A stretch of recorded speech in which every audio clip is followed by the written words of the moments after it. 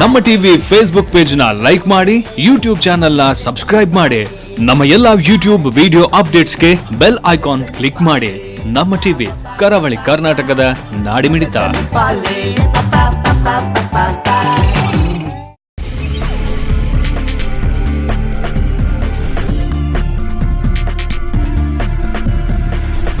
Dairy day 2 star Santosh rice ಮುಖ್ಯ ಪ್ರಾಯೋಜಕರಾಗಿರುವಂಥ ಜನಧ್ವನಿ ನೇರ ಪ್ರಸಾರ ಕಾರ್ಯಕ್ರಮಕ್ಕೆ ಪ್ರೀತಿಯ ಸ್ವಾಗತ. ಸೊ ಮಳೆಗಾಲ ಬಂತು ಎಂದ ಕೂಡಲೇ ಈ 3-4 ತಿಂಗಳ ಅವಧಿಯಲ್ಲಿ ಕರಾವಳಿಯ ಮಟ್ಟಿಗೆ, ಅದರಲ್ಲೂ ಮುಖ್ಯವಾಗಿ ಉಳ್ಳಾಲ ಇರಬಹುದು, ಅಥವಾ ಈ ಕಡೆ ಸಸೀತ್ಲಿರ್ಬೋದು, ಅಥವಾ ಪಡುಬಿದ್ರೆ ಇರ್ಬೋದು, ಕಾಪು ಇರ್ಬೋದು, ಅನೇಕ ಭಾಗಗಳಲ್ಲಿ ನಾವು ಚರ್ಚೆ ಮಾಡುವಂಥ ವಿಚಾರ ಕಡಲ್ ಕೊರೆತ. ಸೊ ಉಳ್ಳಾಲ ಭಾಗದಲ್ಲಿ ಸುಮಾರು 41 ಮನೆಗಳು ಇದರಿಂದ ಬಾಧಿತಗೊಂಡಿವೆ. ಅನೇಕ ಜನರನ್ನು ಅಲ್ಲಿಂದ ಸ್ಥಳಾಂತರ ಮಾಡಲಾಗಿದೆ. ಕೆಲವು ಮನೆಗಳು ಕುಸಿದಿವೆ. ಆ ದೃಶ್ಯವನ್ನು ನಿಮಗೆ ತೋರಿಸುವಂಥ ಪ್ರಯತ್ನವನ್ನು ಕೂಡ ನಾವು ಮಾಡ್ತೇವೆ. ಇಷ್ಟೆಲ್ಲ ಆಗುವುದು ಇದು ಪ್ರತಿ ವರ್ಷದ ಸಂಪ್ರದಾಯದಂತೆ ಕಂಡು ಬರ್ತಾ ಇದೆ. ಇದನ್ನು ತಪ್ಪಿಸಲಿಕ್ಕೆ ಸಾಧ್ಯ ಆಗ್ತಾ ಇಲ್ವಲ್ಲ ಎನ್ನುವಂಥ ಅಳುಕು ನೋವು ಒಳಗಡೆ ಇದೆ. ಮತ್ತೊಂದು ಒಂದು ಕಡೆಯಲ್ಲಿ ರಾಜ್ಯ ಸರ್ಕಾರ, ಕೇಂದ್ರ ಸರ್ಕಾರದ ಅನುದಾನಗಳು ಕೋಟಿಗಟ್ಟಲೆ ಬರ್ತವೆ. ಪ್ರತಿ ಬಾರಿ ಕೋಟಿ ಹಣ ಬಂದಾಗ ಈ ಬಾರಿ ಏನಾದರೂ ಆಗಬಹುದು ಎನ್ನುವಂಥ ಒಂದು ಆಶಾಭಾವನೆ, ದೂರದ ಒಂದು ಕನಸು ಆ ಭಾಗದ ಜನರಿಗೆ ಇರುತ್ತೆ. ಇದು ನಗರಗಳಲ್ಲಿ ವಾಸಿಸುವವರಿಗೆ ಅಷ್ಟರ ಮಟ್ಟಿಗೆ ಬಾಧಿಸುವುದಿಲ್ಲ. ಆದರೆ ನೀವು ಕಡಲಂಚಿನಲ್ಲಿ ವಾಸ ಮಾಡ್ತೀರಂತಾದರೆ, ಅಲ್ಲಿನ ಗ್ರಾಮಗಳಲ್ಲಿ ನಿಮ್ಮ ಮನೆ ಇದೆ ಅಂತಾದರೆ ಇದು ದುಸ್ವಪ್ನ. ಈ ಭಾಗದಲ್ಲಿ ಇಂಥ ಸಮಯದಲ್ಲಿ ಜನರಿಗೆ ಇದು ಯಾವತ್ತೂ ಕಾಡುವಂಥ ಒಂದು ಸಮಸ್ಯೆ ಆಗೋದಕ್ಕೆ ಪರಿಹಾರ ಇಲ್ವಾ? ಈ ಪರಿಹಾರ ಎನ್ನುವುದು ಮರೀಚಿಕೆಯಾಗಿದೆಯಾ? ಈ ಬಗ್ಗೆ ಚರ್ಚೆ ಮಾಡಿ ನನಗೆ ಇಬ್ಬರು ಗಣ್ಯರಿದ್ದರು. ಒಬ್ಬರು ಶ್ರೀಯುತ ದಿನೇಶ್ ಕುಂಪಲ ಅವರು, ಉಳ್ಳಾಲ ಬ್ಲಾಕ್ ಕಾಂಗ್ರೆಸ್ನ ಹಿಂದುಳಿದ ವರ್ಗಗಳ ವಿಭಾಗ ಅಧ್ಯಕ್ಷರು. ಅವರಿಗೆ ಕಾರ್ಯಕ್ರಮ ಪ್ರೀತಿಯ ಸ್ವಾಗತ. ಹಾಗೆ ಟಿ ಇಸ್ಮಾಯಿಲ್ ಅವರು, ಬಿಜೆಪಿಯ ಅಲ್ಪಸಂಖ್ಯಾತ ಮೋರ್ಚಾದ ಮಂಗಳೂರು ವಿಧಾನಸಭಾ ಕ್ಷೇತ್ರದ ಉಪಾಧ್ಯಕ್ಷರು. ಅವರಿಗೆ ಕೂಡ ಪ್ರೀತಿಯ ಸ್ವಾಗತ. ಓಕೆ, ಹಾಗಿದೆ ದಿನೇಶ್ ಕುಂಪಲ ಅವರೇ, ನಿಮ್ಮ ಸರ್ಕಾರ ಇದೆ, ಶಾಸಕರು ಕೂಡ ನಿರಂತರವಾಗಿ ಅಲ್ಲಿಂದ ಗೆದ್ದು ಬರ್ತಾ ಇದ್ದಾರೆ. ಆದರೆ ಆ ದೃಶ್ಯ ನೋಡುವಾಗ, ಇದು ಈ ವಾರದ ದೃಶ್ಯ, ಏನು ಹೇಳಲಿಕ್ಕೆ ಇಷ್ಟಪಡ್ತೀರಿ? ಬೇಸರ ಅಥವಾ ನೋವು, ಅಥವಾ ಏನೂ ಆಗ್ತಾ ಇಲ್ವಲ್ಲ, ಅಥವಾ ಶಾಸಕರು ಏನು ಮಾಡ್ತಾ ಇಲ್ಲ? ಈ ಸಚಿವರು ಕೂಡ, ಅವರು ಕಳೆದ ಬಾರಿ ಕೂಡ ಸಚಿವರಾಗಿದ್ದರು, ಈ ಬಾರಿ ಸಚಿವರು. ಹಾಗಾದರೆ ಏನು ಆಗ್ತಾ ಇದೆ? ಖಂಡಿತವಾಗಿಯೂ ಈ ಭಾಗದ ಜನರ ಆತಂಕದ ದಿನಗಳು ನಾವು ಎದುರು ನೋಡ್ತಾ ಇದ್ದೇವೆ. ಖಂಡಿತವಾಗಿಯೂ ಇದು ಬೇಸರದ ಸಂಗತಿ. ಬಹಳ ವರ್ಷಗಳಿಂದ, ಅಂದರೆ ಒಂದು 4 ದಶಕಗಳಿಂದ ಇಂಥ ಒಂದು ವ್ಯವಸ್ಥೆಯನ್ನು ನಾವು ನೋಡ್ತಾ ಇದ್ದೇವೆ. ಆದರೂ ಕೂಡ ಬೇರೆ ಬೇರೆ ಸರ್ಕಾರ ಬರ್ತಾ ಇದೆ. ಬೇರೆ ಬೇರೆ ಸರ್ಕಾರ ಬರುವಾಗ ಬೇರೆ ಬೇರೆ ಪ್ರಯೋಗಗಳನ್ನು ಕೂಡ ಇಲ್ಲಿ ಮಾಡಿದ್ದಾರೆ. ಆದರೆ ಬಹುತೇಕ ಪ್ರಯೋಗಗಳು ವಿಫಲತೆಯನ್ನು ಕಂಡಿದೆ. ಮತ್ತು ಈ ಬಾರಿ ನಾವೊಂದು ಇತ್ತೀಚಿನ ದಶಕಗಳಲ್ಲಿ ಬರುವ ಒಂದು ನೋಡ್ತಿರುವ ನಾವು 10 ವರ್ಷದಿಂದ ಆದಷ್ಟು ಹೆಚ್ಚಿನ ಕೆಲಸ ಅಲ್ಲಿ ತಡೆಗೋಡೆ ನಿರ್ಮಾಣ ಮಾಡುವಂಥ ಕೆಲಸ ಖಂಡಿತವಾಗಿಯೂ ಆಗಿದೆ. ಮಾಡಿದ್ದೀರಿ? ಅನುದಾನ ಬಂದದನ್ನು ಖಂಡಿತವಾಗಿಯೂ ಮಾಡಿದ್ದೀವಿ ನಾವು.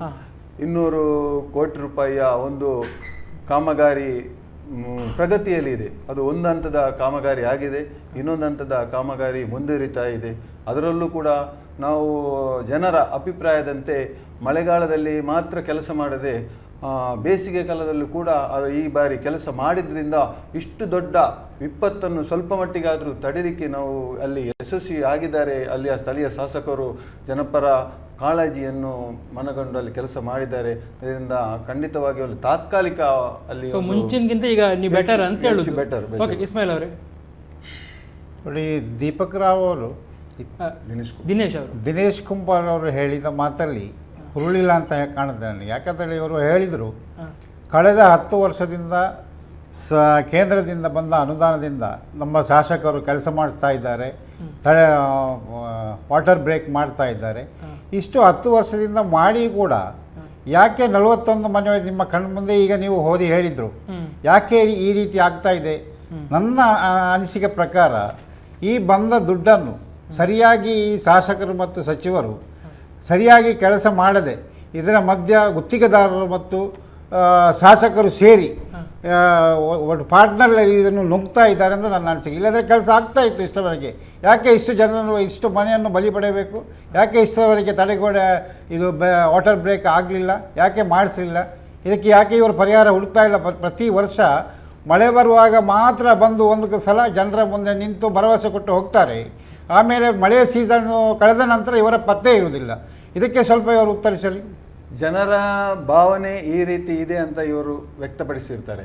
ಖಂಡಿತವಾಗಿಯೂ ಆ ರೀತಿ ಇಲ್ಲ.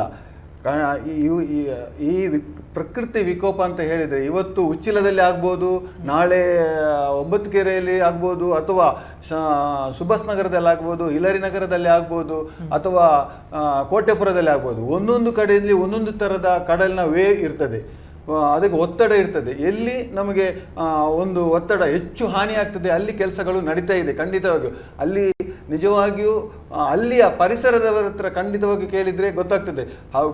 ಬೇಸಿಗೆ ಕಾಲದಲ್ಲಿ ಫುಲ್ ಇಡೀ ದಿವಸದ ಕೆಲಸ ನಡೀತಾ ಇತ್ತು.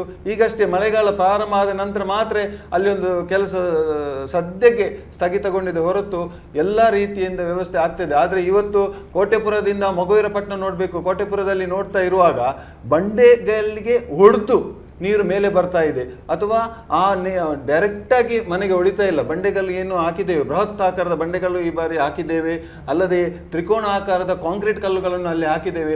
ಎಲ್ಲಿ ಕಲ್ಲುಗಳು ಹಾಕಿದವ ಅಲ್ಲಿ ಈ ಬಾರಿ ಅಲ್ಲಿ ಕಡಲು ಕೊರತೆ ಇಲ್ಲ. ಉಳಿದ ಭಾಗದಲ್ಲಿ, ಇಲ್ಲಿ ಮುಂದುವರಿದ ಭಾಗದಲ್ಲಿ ಕಡಲು ಕೊರತೆ ಖಂಡಿತವಾಗಿ ಈಗ ಪಾಯಿಂಟ್ ಇರೋದು ನೀವು ಅಲ್ಲಲ್ಲಿ ಕಲ್ಲುಗಳನ್ನು ಹಾಕಿದ್ದೀರಿ, ಅಲ್ಲಲ್ಲಿ ಬಿಟ್ಟಿದ್ದೀರಿ ಅನ್ನೋದು ಕೂಡ ಪ್ರಾಬ್ಲಮ್. ಎಲ್ಲಿ ಜಾಸ್ತಿ ಡ್ಯಾಮೇಜ್ ಇದೆ ಅಲ್ಲಿ ತಡೆಗೋಡೆ ಹಾಕ್ಲಿಕ್ಕೆ ನಾವು ಪ್ರಯತ್ನ ಮಾಡಿದ್ವಿ. ಡ್ಯಾಮೇಜ್ ಇಲ್ಲದಲ್ಲಿ ವೇಸ್ಟ್ ಕೆಲಸ ಮಾಡುವ ಬದಲು ಎಲ್ಲಿ ಅಪಾಯ ಇದೆ ಆ ಅಪಾಯದ ಸ್ಥಳದಲ್ಲಿ ನಾವು ಆ ಕೆಲಸವನ್ನು ಮಾಡಲಿಕ್ಕೆ ಸಚಿವರು ನಿರ್ದೇಶನವನ್ನು ಕೊಟ್ಟಿದ್ದಾರೆ. ಅಲ್ಲಿ ಆಗ್ತಾ ಇದೆ ಕೆಲಸ. ಈ ಬಗ್ಗೆ ನಮಗೆ ಮಾತಾಡಲಿಕ್ಕೆ ಪ್ರವೀಣ್ ಅವರಿದ್ದಾರೆ, ಅಸಿಸ್ಟೆಂಟ್ ಇಂಜಿನಿಯರ್ ಆ ಭಾಗದ್ದು, ಆ ಕಾಮಗಾರಿಯ ಬಗ್ಗೆ ಸಮಗ್ರ ಮಾಹಿತಿ ಇರುವವರು. ನಮಸ್ಕಾರ ಪ್ರವೀಣ್ ಅವರೇ, ನಮಸ್ಕಾರ. ಧ್ವನಿ ಕೇಳಿಸ್ತಾ ಉಂಟಾ? ಪ್ರವೀಣ್ ಅವರೇ ನಮಸ್ಕಾರ, ಧ್ವನಿ ಕೇಳಿಸ್ತಾ ಉಂಟಾ? ಧ್ವನಿ ಕೇಳಿಸ್ತಾ ಉಂಟಾ? ಓಕೆ, ಈಗ ಪ್ರಶ್ನೆ ಇರುವುದು ಇಲ್ಲಿ ಯಾರ ವೈಫಲ್ಯ? ಕಡಲ್ ಕೊರೆತವನ್ನು ತಡಿಲಿಕ್ಕೆ ಆಗದೇ ಇರುವುದು ವೈಫಲ್ಯ ಯಾರದ್ದು? ಗುತ್ತಿಗೆದಾರದ್ದ, ಜನಪ್ರತಿನಿಧಿಗಳದ್ದ, ಅಥವಾ ಇಂಜಿನಿಯರ್ಸ್ಗಳದ್ದ? ಯಾರದ್ದು ಅಂತ ಹೇಳ್ತೀರಿ? ವೈಫಲ್ಯ ಅಂತ ಹೇಳಿಕ್ಕಾಗುದಿಲ್ಲ. ಕಡಲ್ ಕೊರೆತ ನಾವು ಎಕ್ಸ್ಪೆಕ್ಟ್ ಮಾಡ್ಲಿಕ್ಕಾಗುದಿಲ್ಲ ಯಾವ ಪ್ರದೇಶದಲ್ಲಿ ಯಾವ ಮಟ್ಟದಲ್ಲಿ ಆಗ್ತದೆ ಅಂತ. ಬಟ್ ಎಲ್ಲೆಲ್ಲಿ ತೀವ್ರವಾಗಿದೆ, ಮನೆಗಳಿಗೆ ಹಾನಿಯಾಗುವ ಸಂಭವ ಇದೆ, ಅಲ್ಲೆಲ್ಲ ತಾತ್ಕಾಲಿಕವಾಗಿ ನಾವು ಬಹಳಷ್ಟು ಅಟೆಂಡ್ ಮಾಡಿದ್ದೇವೆ. ನಮ್ಮ ಇವರಾಗ್ಲಿ ಇದು ಎಲ್ಲೆಲ್ಲಿ ಇದಾಗ್ತದೆ ಆ ಪ್ರದೇಶಗಳಲ್ಲಿ ಕೂಡಲೇ ಭೇಟಿ ನೀಡಿ ತುರ್ತಾಗಿ ಏನ್ ಮಾಡ್ಬೋದು ಎಮರ್ಜೆನ್ಸಿ ಆಗಿ ಆ ಕ್ರಮ ಕೈಗೊಳ್ತಾ ಇದ್ದೇವೆ. ಈಗಾಗಲೇ ಸೋಮೇಶ್ವರ ಪ್ರದೇಶದಲ್ಲಿ ಆಲ್ಮೋಸ್ಟ್ 2 ಕಿಲೋಮೀಟರ್ ನಾವು 2014-15ರಿಂದ ಈ 18ರವರೆಗೆ ಆಲ್ಮೋಸ್ಟ್ 2 ಕಿಲೋಮೀಟರ್ ತಾತ್ಕಾಲಿಕ ತಡೆಗೋಡೆಗಳನ್ನ ಕವರ್ ಮಾಡಿದ್ದೇವೆ. ಓಕೆ, ಆದ್ರೂ ಕೂಡ ಪ್ರವೀಣ್ ಅವರು ಈ ಬಾರಿ 41 ಮನೆಗಳು ಸಂಪೂರ್ಣ ಹಾನಿಗೊಳಗಾಗಿದೆ ಎನ್ನುವಂತ ಮಾಹಿತಿ ಇದೆ. ನೀವು ಆ ಭಾಗದಲ್ಲಿ ಉಳ್ಳಾಲ, ಸೋಮೇಶ್ವರ ಆ ಭಾಗದಲ್ಲಿ ಹೌದು, ಲಾಸ್ಟ್ ಇಯರ್ 2017-18ರಲ್ಲಿನೂ ಉಳ್ಳಾಲ ಮತ್ತು ಸೋಮೇಶ್ವರ ಪ್ರದೇಶದಲ್ಲಿ ಬಹಳಷ್ಟು ತಾತ್ಕಾಲಿಕ ತಡೆಗೋಡೆ ಕಾಮಗಾರಿ ಕೈಗೊಳ್ಳಲಾಗಿದೆ. ಈ ಒಂದು ಸಮುದ್ರ ನಮ್ಮ ಇದಕ್ಕಿಂತ ಪ್ರಕ್ಷುಬ್ಧಗೊಂಡಿರೋದ್ರಿಂದ ವೇವುಗಳು ನಮ್ಮ ತಡೆಗೋಡೆ ಮೇಲ್ಗಡೆಯಿಂದ ಹೊಡೆದು ಮನೆಗಳಿಗೆ ಅಪ್ಪಳಿಸ್ತಾ ಇದೆ. ಅದೊಂದು ತಡಿಬೇಕಾದ ಶಾಶ್ವತ ಪರಿಹಾರದ ಅಗತ್ಯ ಇದೆ. ಅದೊಂದು ಇದು ಮಾಡಬೇಕಾಗ್ತದೆ. ಅಂದ್ರೆ ಇಷ್ಟು ವರ್ಷದಲ್ಲಿ ಯಾವುದೇ ರೀತಿಯ ಶಾಶ್ವತ ಪರಿಹಾರಕ್ಕೆ ಹಣ ಬರಲಿಲ್ಲ ಅಂತ ಒಪ್ಪಿಕೊಳ್ತೀರಾ? ಇಲ್ಲ, ಶಾಶ್ವತ ಪರಿಹಾರಕ್ಕೆ ಆಲ್ರೆಡಿ ಬಹಳಷ್ಟು ಇದು ಏನ್ ಹೇಳ್ತಾರೆ, ನಿಮ್ಮ ಪೈಲಟ್ ಯೋಜನೆಯಾಗಿ ADB ಯೋಜನೆಯಾಗಿ ರೀಫ್ ಗಳನ್ನು ಮಾಡ್ತಾ ಇದ್ದಾರೆ, ಬರ್ಮ್ಗಳನ್ನು ಮಾಡ್ತಾ ಇದ್ದಾರೆ. ಉಳ್ಳಾಲ, ಕೋಟೆಪುರ ಪ್ರದೇಶಗಳಲ್ಲೆಲ್ಲ ಮಾಡಿದ್ದಾರೆ. 2 ರೀಫ್ ಉಳ್ಳಾಲ ಬೀಚ್ ಪ್ರದೇಶದಲ್ಲಾಗಿದೆ. ಅದರಿಂದ ಸ್ವಲ್ಪ ಬೆನಿಫಿಟ್ ಆಗ್ತಾ ಇದೆ. ಓಕೆ, ಆ ಭಾಗದವರು ಇಸ್ಮೇಲ್ ಅವರಿದ್ದಾರೆ, ಏನಾದ್ರು ಮಾತಾಡ್ತೀರಾ ಇಸ್ಮೇಲ್ ಅವರೇ? ನೋಡಿ ಇಂಜಿನಿಯರ್ ಅವರೇ, ಹೇಳಿ ಸರ್. ನೀವು ಈಗಾಗಲೇ ಹೇಳಿದ್ದೀರಾ ಶಾಸಕರ ಅನುದಾನದಲ್ಲಿ ಅಥವಾ ರಾಜ್ಯ ಸರ್ಕಾರದ ಅನುದಾನದಲ್ಲಿ ನಾವು ಅಲ್ಲಿ ವಾಟರ್ ಬ್ರೇಕ್ ಮಾಡಿದ್ದೇವೆ ಅಂತ. ನೀವು ಉಳ್ಳಾಳದಿಂದ ಹಿಡಿದು ಬಟ್ಟಪ್ಪಾಡಿ ಕೊನೆಯವರೆಗೆ ನಿಮ್ಮ ಮಾರ್ಜಿನ್ ಪ್ರಕಾರ ನೀವು ಮಾಡಿದ್ದೀರಾ?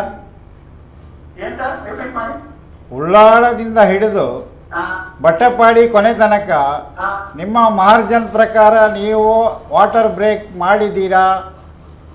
ನಾವು ತುರ್ತಾಗಿ ಯಾವ ಮನೆಗಳು ಹೋಗ್ತಾ ಇದೆ ಅಥವಾ ಎಲ್ಲಿ ರಿಸ್ಕ್ ಇದೆ ಅಂತ ಪ್ರದೇಶದಲ್ಲಿ ತಾತ್ಕಾಲಿಕವಾಗಿ ಕಲ್ಲುಗಳನ್ನು ಡಂಪ್ ಮಾಡಿ ಮುಂದೆ ಆಗುವ ಇದನ್ನ ಕಡಿಮೆ ಮಾಡಿದ್ದೇವೆ. ಅದೊಂದು ಶಾಶ್ವತ ಪರಿಹಾರ ಅಲ್ಲ ಅಂತ ಹೇಳ್ತಿದ್ದಾರೆ. ನೀವು ಎಂತ ವಿರೋಧಾಭಾಸ ಮಾತಾಡ್ತಾ ಇದ್ದೀರಲ್ಲ. ಈಗಾಗಲೇ ನಮ್ಮ ಹ್ಯಾಂಗರ್ ಹೇಳ್ತಾ ಇದ್ದಾರೆ 41 ಮನೆ ಹೋಗಿದೆ ಅಂತ ಲೈವಲ್ಲಿ ನೋಡ್ತಾ ಇದ್ದೀರಾ. ಮತ್ತೆ ನಾನು ಶಾಶ್ವತ ಪರಿಹಾರ ಮಾಡಿದ್ದೆ ಅಂತ ನೀವು ಹೇಳ್ತೀರಾ. ಶಾಶ್ವತ ಪರಿಹಾರ ಅಂತ ಅದು ಅಲ್ಲ. ಶಾಶ್ವತ ಪರಿಹಾರ. ಇದು ತಾತ್ಕಾಲಿಕ ಒಂದು ನಿಮಿಷ ಪರಿಹಾರ. ಈಗ ನನಗೆ ಶಾಶ್ವತ ಆಗಿಲ್ಲ ಅಂತ, ಶಾಶ್ವತ ಮಾಡ್ಲಿಕ್ಕೆ ಯಾಕೆ ಆಗಿಲ್ಲ ಅಂತ. ತುರ್ತು ಪರಿಹಾರ ಆಗಿದ್ರು ಕೂಡ ಈ 41 ಮನೆ ಹೇಗೆ ಹೋಯ್ತು ಇಂಜಿನಿಯರ್ ಅವರೇ? ಅದರಲ್ಲಿ ಬಹಳಷ್ಟು ತೊಡಕುಗಳಿದೆ. ಇಮಿಡಿಯೇಟ್ ಆಗಿ ಮಳೆ ಬಂದಾಗ, ಸಮುದ್ರ ಜೋರಿದ್ದಾಗ ಅದರಲ್ಲಿ ವರ್ಕ್ ಮಾಡಿ ಅದನ್ನ ಕಲ್ಲುಗಳನ್ನ ಹಾಕದಾಗಲಿ ಅದನ್ನ ಕಟ್ ಮಾಡೋದಾಗ್ಲಿ ವರ್ಕ್ ಮಾಡ್ಲಿಕ್ಕೂ ಕಷ್ಟ ಇದೆ. ಆದಷ್ಟು ಡಂಪ್ ಮಾಡಿ ಎಷ್ಟು ಮ್ಯಾಕ್ಸಿಮಮ್ ಎಷ್ಟು ನಮ್ಮ ಇದಕ್ಕೆ ಆಗ್ತದೆ ಅಷ್ಟು ಮಾಡ್ಬೇಕು. ಯಾಕಂದ್ರೆ ಅಲ್ಲಿ ವರ್ಕ್ ಮಾಡುವವರು ಇಟಾಚಿ ಅಲ್ಲಿ ಹೋಗ್ಬೇಕಲ್ಲ. ಓಕೆ, ಅಲ್ಲ ತುರ್ತು ಕಾಮಗಾರಿಯೇ ಪ್ರತಿ ಬಾರಿ ಆಗ್ತಾ ಉಂಟು ಎನ್ನುವುದು ಅಲ್ಲಿನ ಸ್ಥಳೀಯರದೊಂದು ಬೇಸರ. ಒಂದು ಶಾಶ್ವತ ಕಾಮಗಾರಿಗೆ ಯಾಕೆ ಹೋಗ್ತಾ ಇಲ್ಲ ನಮ್ಮ ವ್ಯವಸ್ಥೆ ಅಂತ. ಅಲ್ಲ, ಉಚ್ಚಿಲ ಪ್ರದೇಶದಲ್ಲೂ ಶಾಶ್ವತ ಕಾಮಗಾರಿ ಎಡಿಬಿ ಯೋಜನೆಯಲ್ಲಿ ಪ್ರಸ್ತಾಪಿಸಿದೆ. ಅದು ಅನುಷ್ಠಾನ ಹಂತದಲ್ಲಿದೆ ಸರ್. ಹಾಗಾದ್ರೆ ಈ ರಾಜ್ಯ ಸರ್ಕಾರದಿಂದ ಇದಕ್ಕೇನು ಅನುದಾನ ಬಂದಿದೆ ಇಂಜಿನಿಯರ್ ಅವರೇ? ಇಷ್ಟರ ತಾತ್ಕಾಲಿಕ ಕಾಮಗಾರಿಗೆ ಎಲ್ಲ ತಾತ್ಕಾಲಿಕ ಕಾಮಗಾರಿಗೆ ರಾಜ್ಯ ಸರ್ಕಾರಕ್ಕೆ ಬಹಳಷ್ಟು ಅನುದಾನ ಕೊಡ್ತಾ ಇದೆ ಇವಾಗ. ಅದಲ್ಲ, ಇಷ್ಟರವರೆಗೆ ಎಷ್ಟು ಅನುದಾನ ಬಂದಿದೆ, ಎಷ್ಟು ಕಾಮಗಾರಿ ಅಲ್ಲಿ ನಡೆದಿದೆ ಅಂತ ಹೇಳ್ಬೋದಾ? ಯಾವ ವರ್ಷದಲ್ಲಿ ಅಂತ ಹೇಳ್ಬೋದು. ಈಗ ಲಾಸ್ಟ್ ಇಯರ್ ಅಲ್ಲಿ ಆಲ್ಮೋಸ್ಟ್ 6.9 ಕೋಟಿದಷ್ಟು ಇಡೀ ದಕ್ಷಿಣ ಕನ್ನಡ ಜಿಲ್ಲೆಯಲ್ಲಿ ತಾತ್ಕಾಲಿಕ ಕಾಮಗಾರಿಗಳಾಗಿವೆ. ಈಗಾಗಲೇ ನಮ್ಮ ಇವರು ಸ್ನೇಹಿತ ಕುಂಪಾಲ್ರವರು ಹೇಳಿದರು, ನಾವು ಕಳೆದ 10 ವರ್ಷದಿಂದ ಶಾಶ್ವತ ಪರಿಹಾರ ಮಾಡಲಿಕ್ಕೆ ಪ್ರಯತ್ನ ಮಾಡ್ತಾ ಇದ್ದೇವೆ. ನೀವು ಈಗ ಹೇಳಿದರು ನಾವು ನಮಗೆ ಸಮಯ ಸಾಕಾಗೋದಿಲ್ಲ, ಮಳೆ ಬರ್ತಾ ಇದೆ. ಈ ಕಳೆದ 1 ವರ್ಷದಲ್ಲಿ 8 ತಿಂಗಳು ಬೇಸಿಗೆ ಕಾಲ ಇರ್ತದೆ, 4 ತಿಂಗಳು ಕೂಡ ಮಳೆ ಬರುವುದಿಲ್ಲ, ಬರುವುದು 2 ತಿಂಗಳು 3 ತಿಂಗಳು ಮಾತ್ರ. ಈ 9 ತಿಂಗಳಲ್ಲಿ ನಿಮಗೆ ಕೆಲಸ ಮಾಡಿಸ್ಬೋದಲ್ಲ? ಯಾಕಾಗಿ ನನ್ನ ಅಂದಾಜು ಪ್ರಕಾರ ನೀವು ಇದರಿಂದ ನುಣಚಿಕೊಳ್ಳಿಕ್ಕೆ ಪ್ರಯತ್ನ ಮಾಡ್ತೀರಿ ಅಂತ ನಾನು ಹೇಳೋದು. ಬೇಸಿಗೆ ಕಾಲದಲ್ಲಿ ಆಗ್ತಾ ಇದೆ ಅಲ್ಲ. ದಕ್ಷಿಣ ಕನ್ನಡ ಜಿಲ್ಲೆ ಮಂಗಳೂರು ತಾಲೂಕಿಗೆ 40 ಕಿಲೋಮೀಟರ್ ಕರಾವಳಿ ತೀರ ಇದೆ. 40 ಕಿಲೋಮೀಟರ್ ಅಲ್ಲಿ ನಾವು ಎಲ್ಲಾ ತೀರವನ್ನ ಪ್ರೊಟೆಕ್ಟ್ ಮಾಡ್ಲಿಕ್ಕೆ ಆಗುದಿಲ್ಲ. ಅನುದಾನದ ಅವಶ್ಯಕತೆ ಬಹಳಷ್ಟು ಆಗುತ್ತೆ. ಎಲ್ಲಿ ಆಗ್ತದೆ ಅಂತ ನಾವು ಪರ್ಟಿಕ್ಯುಲರ್ ಆಗಿ ಪ್ರೆಡಿಕ್ಟ್ ಮಾಡಿ ಮೊದಲೇ ಇಲ್ಲಿ ಮಾಡಿರುವ ನಾವು ಕೆಲಸ ಪ್ರೊಟೆಕ್ಟ್ ಆಗುತ್ತೆ ಅಂತ ಹೇಳಿಕ್ಕೆ ಆಗುದಿಲ್ಲ.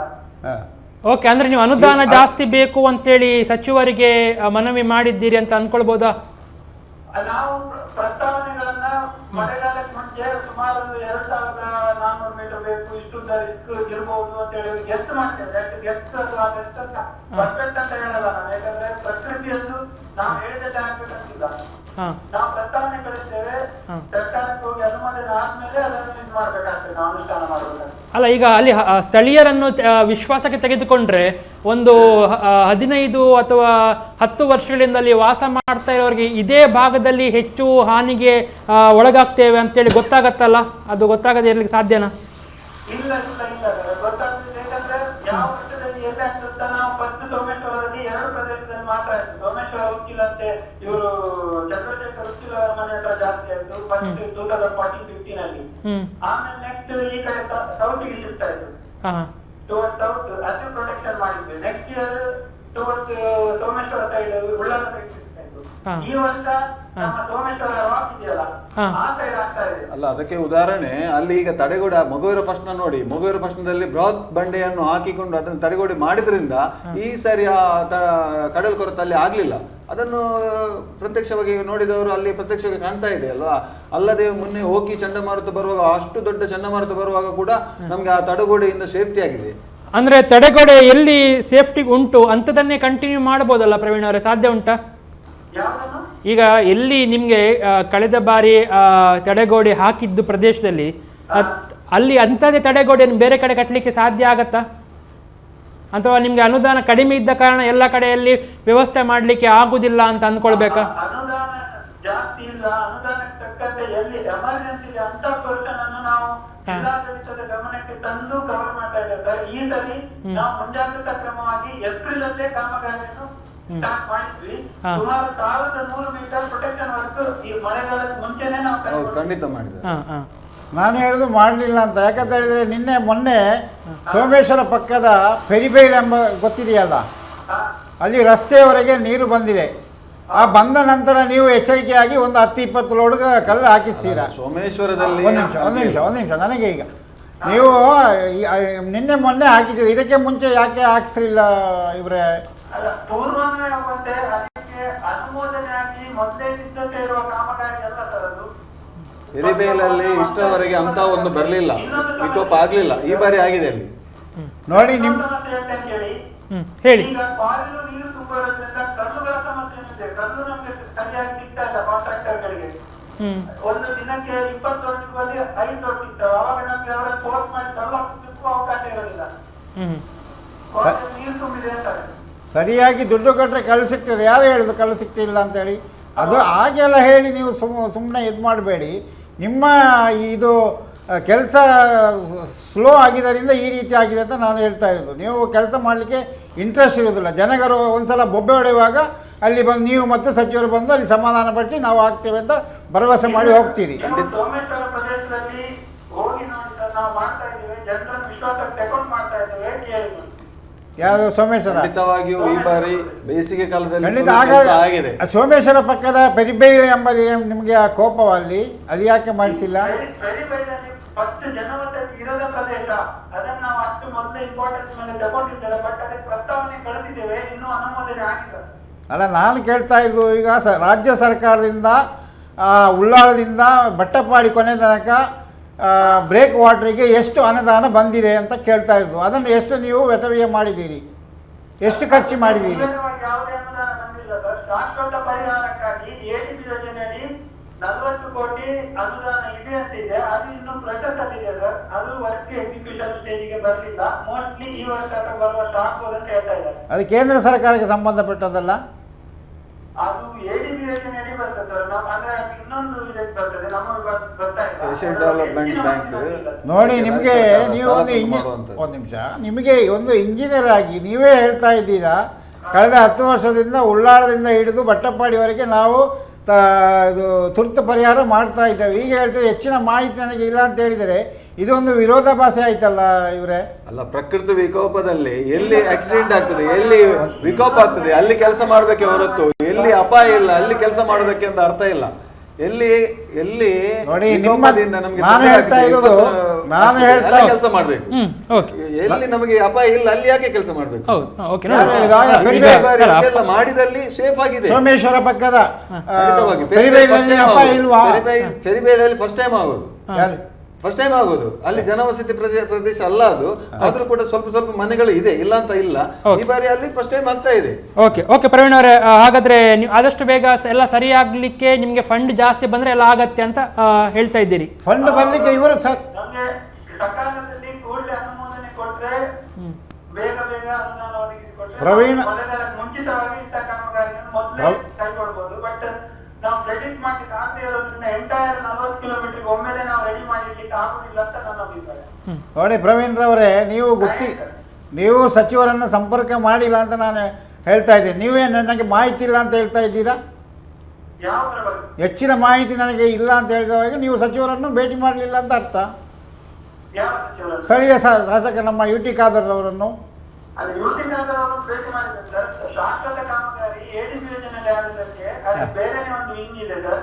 ಅದರ ಬಗ್ಗೆ ನನಗೆ ಹೆಚ್ಚಿನ ಮಾಹಿತಿ ಇಲ್ಲ. ನಮ್ಮಲ್ಲಿ ತಾತ್ಕಾಲಿಕ ಕ್ರಮ ಕೈಗೊಳ್ತಾ ಇದ್ದೇವೆ. ನೀವು ಅಂದ್ರೆ ಶಾಶ್ವತಕ್ಕೆ ನಿಮ್ಗೆ ಅದು ಕಾಂಟ್ಯಾಕ್ಟ್ ಇದಿಲ್ಲ ಅಂತ ಹೇಳುದು ನೀವು? ಬೇರೆನೇ ಕಚೇರಿ, ಬೇರೆನೇ ವಿಭಾಗನೇ ಇದೆ ಸರ್. ಓಕೆ, ಹಾಗಾದ್ರೆ ಪ್ರತಿ ವರ್ಷಿಗೆ ತಾತ್ಕಾಲಿಕನೇ ಮಾಡ್ತಾ ಇದ್ರೆ ಹಣ ಕೂಡ ಪೋಲ್ ಆಗತ್ತೆ ಮತ್ತು ಒಂದು ನೆಮ್ಮದಿ ಕೂಡ ಇರುವುದಿಲ್ಲ ಅಂತ ಅನಿಸ್ತದ ಪ್ರವೀಣ್ ಅವರೇ? ಪ್ರತಿ ವರ್ಷ ನೀವು ಆದಷ್ಟು ಬೇಗ ಶಾಶ್ವತ ಪರಿಹಾರ ಆದ್ರೆ ಈ ತಾತ್ಕಾಲಿಕ ಪ್ರತಿ ವರ್ಷ ಮಾಡೋದನ್ನ ಅವಾಯ್ಡ್ ಮಾಡ್ಬೋದು ಅಂತ ಅನಿಸ್ತದೆ. ನೋಡಿ ಇವರೇ, ನಾನು ಹೇಳ್ತಾ ಇದ್ದೀನಿ. ಓಕೆ, ಅಲ್ಲ ಸರಿ, ಧನ್ಯವಾದ ಪ್ರವೀಣ್ ಅವರೇ, ಥ್ಯಾಂಕ್ ಯು. ನಮ್ಮೊಟ್ಟಿಗೆ ನೀವು ಇಷ್ಟೊತ್ತು ಮಾತಾಡಿದ್ದಕ್ಕೆ. ಓಕೆ, ಹೇಳಿ. ನಾನು ಹೇಳ್ತಾ ಇರೋದು, ಇವರೀಗ ಪ್ರವೀಣ್ ರವರು ಹೇಳಿದ ಹಾಗೆ ಜನರ ಹಣ ದುರುಪಯೋಗ ಆಗೋದು ಹೊರತು ಇದರಿಂದ ಏನು ಬೆನಿಫಿಟ್ ಆಗೋದಿಲ್ಲ. ನೀವು ಹೇಳಿದಾಗ ತುರ್ತು ಕಾಮಗಾರಿ ಮಾಡ್ತಿದ್ದಾರೆ ಪ್ರತಿ ವರ್ಷ, ಮತ್ತೆ ಅದು ಸಮುದ್ರ ಕೊಚ್ಚಿ ಕೊಂಡು ಹೋಗ್ತದೆ. ಹೀಗೆ ಆಗ್ತಾ ಇರ್ತದೆ. ಗುತ್ತಿಗೆದಾರರು ಹಣ ತಿಂತಾ ಇರ್ತಾರೆ. ಸಚಿವರು ಇದರಲ್ಲಿ ಇನ್ಕ್ಲೂಡ್ ಆಗಿದ್ದಾರೆ, ನನಗೆ ಹೇಳಲಿಕ್ಕೆ ಬರೋದಿಲ್ಲ, ಅದು ನಾನು ಹೇಳೋದಿಲ್ಲ. ಈ ರೀತಿ ಕೆಲಸ ಮಾಡಿದ್ರೆ ಎಲ್ಲ ಒಂದ್ರಲ್ಲಿ ಭ್ರಷ್ಟಾಚಾರ ಉಂಟು ಅಂತ ಹೇಳುದು ನೀವು? ಭ್ರಷ್ಟಾಚಾರ ಆಗ್ತಾ ಉಂಟು? ಖಂಡಿತ ಆಗ್ತದೆ. ಖಂಡಿತವಾಗಿ ಇವರ ಮಾತನ್ನು ನಾನು ಒಪ್ಪುದಿಲ್ಲ. ಯಾಕಂತ ಹೇಳಿದ್ರೆ ನಾನು ಆವಾಗಲೇ ಹೇಳಿದಾಗೆ, ನೀವು ಇಲ್ಲಿ ಮೊಗವೀರ ಪಟ್ಟಣ, ಕೋಟೆಪುರ, ಈಗ ಎಲ್ಲಿ ತಡೆಗೋಡೆ ನಾವು ಮಾಡಿದ್ದೇವೆ ಅಲ್ಲಿ ಹೇಗೆ ಆಗಿದೆ, ಇದಕ್ಕಿಂತ ಹೆಚ್ಚು ಹಾನಿ ಆಗ್ತಾ ಇದ್ದು. ಓಕೆ ಅಲ್ಲ ಇದಕ್ಕಿಂತ ಹೆಚ್ಚು ಹಾನಿ ಆಗ್ತಿತ್ತು ಆ ಪ್ರದೇಶದಲ್ಲಿ. ಓಕೆ ಅಲ್ಲ ಆ ತಡೆಗೋಡೆಗಳು ತಾತ್ಕಾಲಿಕದಲ್ಲಿ ಬರುತ್ತಾ ಅಥವಾ ಶಾಶ್ವತದಲ್ಲಿ ಬರುತ್ತೆ? ಹೇಳಿದ್ರೆ ಪ್ರಕೃತಿ ವಿಕೋಪ ನೋಡಿ, ಕಡಲ ಕೊರತೆ, ಪ್ರಕೃತಿ ವಿಕೋಪ ಇದು ಹೇಗೆ ಬರ್ತದೆ, ಹೇಗೆ ಎಲ್ಲಿ ಸ್ಟಾರ್ಟ್ ಆಗ್ತದೆ, ಎಲ್ಲಿ ಪ್ರಾರಂಭ ಆಗ್ತದೆ, ಎಲ್ಲಿ ಮುಕ್ತಾಯ ಆಗ್ತದೆ, ಯಾವಾಗ ಆಗ್ತದೆ ಅಂತ ಯಾರಿಗೂ ಕೂಡ ಹೇಳಲಿಕ್ಕೆ ಸಾಧ್ಯ ಇಲ್ಲ. ನಾವೀಗ ಕಡಲ ತಡಿಯಲ್ಲೇ ಹುಟ್ಟಿ ಬೆಳೆದವರು, ನಾವು ಇದನ್ನು ಕಣ್ಣಾರೆ ವೀಕ್ಷಣೆ ಮಾಡಿದವರು. ಎಲ್ಲಿ ಆಗ್ತದೆ ಅಂತ ಈ ಸರಿ ಕೋಟೆಪುರ ಆದ್ರೆ ನೆಕ್ಸ್ಟ್ ಉಚಿಲದಲ್ಲಿ ಆಗ್ಬಹುದು. ಈ ರೀತಿ ಆಗ್ತಾ ಉಂಟು. ನಾವು ಆಗ್ತಾ ಈ ಸಂದರ್ಭದಲ್ಲಿ ಹೇಗೆ ಅದನ್ನು ತಡೆ? ಸರಿ, ಅಲ್ಲಿನ ಸ್ಥಳೀಯರೊಬ್ಬರು ಮಾತಾಡ್ತಿದ್ದಾರೆ ನಾನು ಅನ್ಕೊಂಡಿದ್ದೇನೆ. ನಮಸ್ಕಾರ. ಹಲೋ ಹಲೋ ನಮಸ್ಕಾರ, ಹೇಳಿ ನಿಮ್ಮ ಹೆಸರು ಮತ್ತೆ ಎಲ್ಲಿಂದ?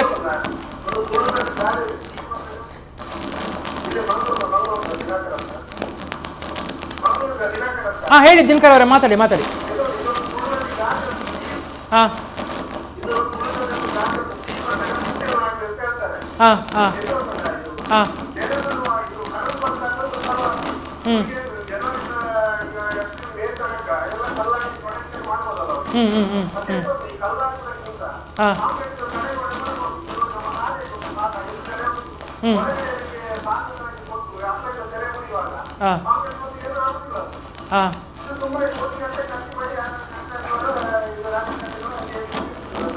ಕಾಂಕ್ರೀಟ್ ಇದು ಎಂತ ಹಾಕ್ಬೇಕು? ಕಾಂಕ್ರೀಟ್ ತಡೆಗೋಡೆ. ಸರಿ ಸರಿ, ಓಕೆ, ಥ್ಯಾಂಕ್ ಯು. ಇದನ್ನು ಈಗ ಅವರು ಹೇಳಿದಾಗೆ ಇದನ್ನು ಕೂಡ ನಾವು ಪ್ರಯತ್ನ ಅಲ್ಲಿ ಆಗಿದೆ, ನಮ್ಮ ಕೋಟೆಪುರದಲ್ಲಿ ಆಗಿದೆ. ಕಾಂಕ್ರೀಟ್ ತ್ರಿಕೋನ ಆಕಾರದ್ದು, ಅದು ಲಾಕ್ ಆಗುವಂತದ್ದು. ಅದು ಯಾವ ಪ್ರದೇಶಕ್ಕೆ ಬೇಕು ಆ ಪ್ರದೇಶಕ್ಕೆ ಅದನ್ನು ಕೂಡ ಹಾಕಿದ್ದಾರೆ. ಅಲ್ಲಿ ನೋಡ್ಬೋದು, ಕೋಟೆಪುರದಲ್ಲಿ ಹಾಕಿದ್ದೇವೆ, ಮಗುವಿನ ಪ್ರಶ್ನದಲ್ಲಿ ಹಾಕಿದ್ದೇವೆ, ಅದರಲ್ಲಿ ಸೇಫ್ ಆಗಿದೆ. ಅಂತ ಪ್ರದೇಶಕ್ಕೆ ಅಂತದೇ ಕಲ್ಲು ಬೇಕಾಗ್ತದೆ. ಅಂದ್ರೆ ನೀವು ಮುಂಚಿನಕ್ಕಿಂತ ಈ ಬಾರಿ ಕಡಿಮೆ ಅಂತ ಹೇಳ್ತಾ ಇದ್ದೀರಾ ಅಥವಾ? ನಿಜವಾಗಿಯೂ ಈ ಬಾರಿ ಪ್ರಕೃತಿ ಬಹಳಷ್ಟು ಹೆಚ್ಚಿದೆ. ಅದನ್ನು ತುಲನೆ ಮಾಡುವಾಗ ಈ ಬಾರಿ ಅಷ್ಟು ಹೆಚ್ಚಿನ ಒಂದು ಒತ್ತಡ ಬೀಳುವಾಗ ಇದು ಕಡಿಮೆ ಅಂತ ನನ್ನ ಅನಿಸಿಕೆ. ಇಲ್ಲ, ಇವರು ಹೇಳ್ತಾ ಇರೋದು ತದ್ವಿರುದ್ಧ ಆಗಿದೆ. ಯಾಕಂತ ಹೇಳಿದ್ರೆ ಕಳೆದ ವರ್ಷ ಇಷ್ಟು ಮನೆ ಹೋಗಿದೆ ಕೇಳಿ. ಅಲ್ಲ, ಮನೆ ಹೋಗಿಲ್ಲ ನೀವು ಹೇಳ್ತಾ ಇದ್ದೀರಾ. ಅಲ್ಲ, ಒಂದು ನಿಮಿಷ, ಈಗ ನನಗೆ ನೀವು ಹೇಳ್ತಾ ಇದ್ದೀರಾ ನಾವು ಎಲ್ಲಿ ಅದು ಡೇಂಜರ್ ಬರುವುದಿಲ್ಲ ಅಲ್ಲಿ ನಾವು ಮಾಡಿಲ್ಲ, ಡೇಂಜರ್ ಬರೋ ಪ್ರದೇಶದಲ್ಲಿ ನಾವು ಮಾಡಿದ್ದೇವೆ. ನೀವು ಮಾಡಿದ್ರೆ ಅದರ ಮಾರ್ಜಿನ್ ಪ್ರಕಾರ ಮಾಡಿದರೆ ಯಾಕೆ ಆಗಿ ಈ 41 ಮನೆ ಅದಕ್ಕೆ ನೀವು ಉತ್ತರ ಮಾಡಿ. ಈಗ ಎಲ್ಲಿ ಆಗಿದೆ ಕೆಲಸ, ಎಲ್ಲಿ ಹಾನಿ ಆಗ್ತಾ ಉಂಟು ಅಲ್ಲಿ ಕೆಲಸ ಆಗಿದೆ. ಈಗ ಕೆಲಸ ಆಗಿದಲ್ಲಿ ಹಾನಿ ಆಗ್ಲಿಲ್ಲ, ಇನ್ನು ಮುಂದೆ ಇಲ್ಲಿ ಕಡಲ್ ಕೊರತೆ ನಿಂತು ಮತ್ತೊಂದು ಕಡೆಯಲ್ಲಿ ಆಗ್ತಾ ಇದೆ, ಮುಂದುವರೆದ ಭಾಗ ಆಗ್ತಾ ಇದೆ.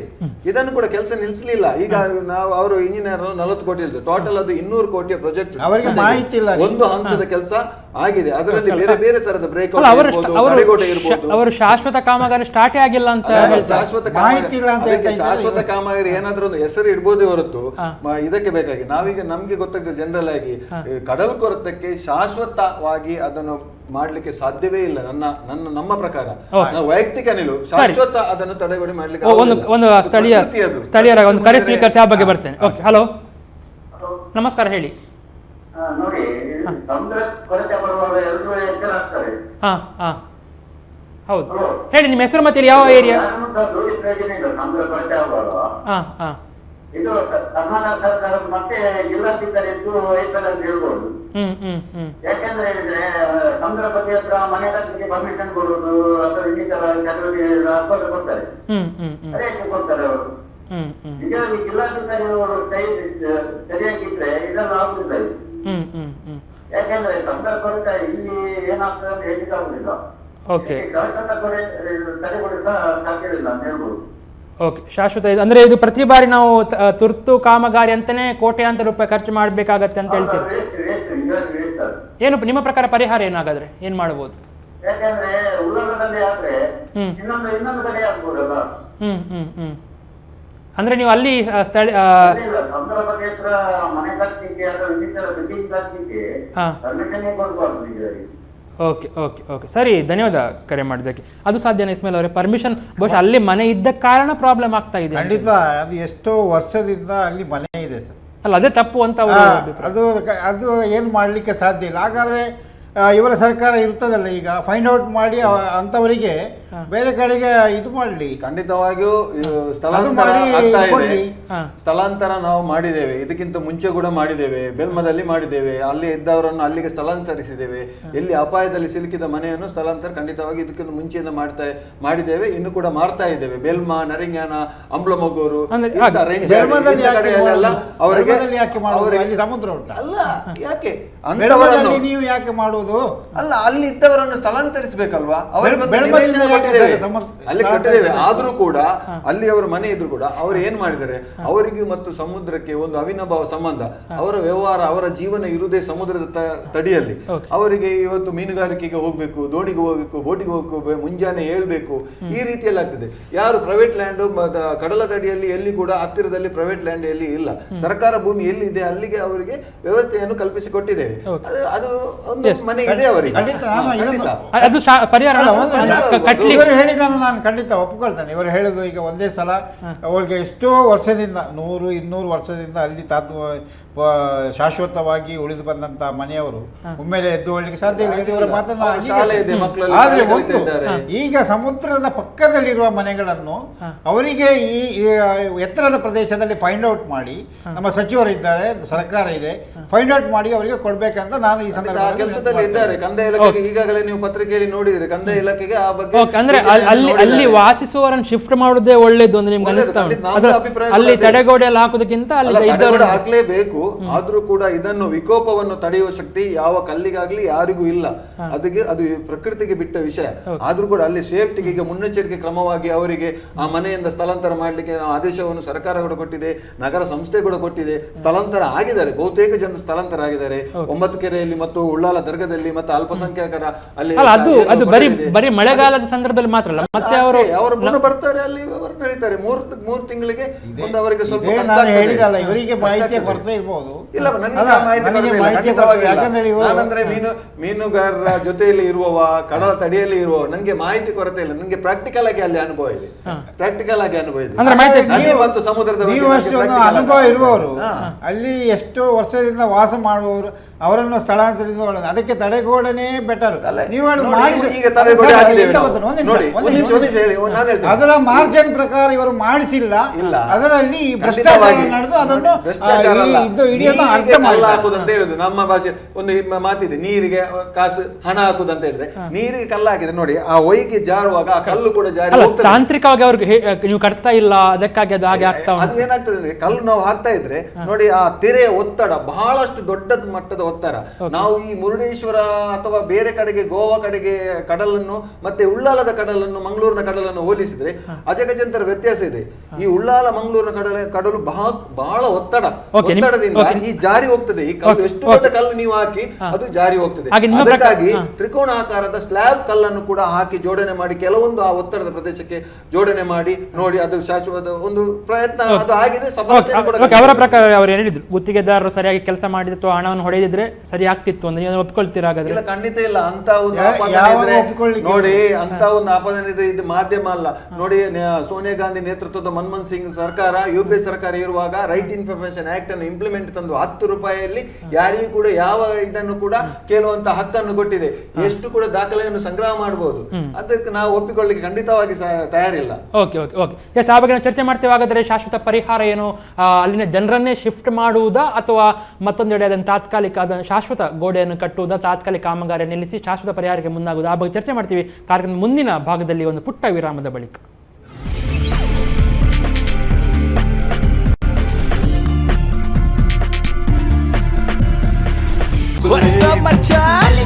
ನಮ್ಮ ಟಿವಿ ಫೇಸ್ಬುಕ್ ಪೇಜ್ ನ ಲೈಕ್ ಮಾಡಿ, ಯೂಟ್ಯೂಬ್ ಚಾನೆಲ್ ನ ಸಬ್ಸ್ಕ್ರೈಬ್ ಮಾಡಿ.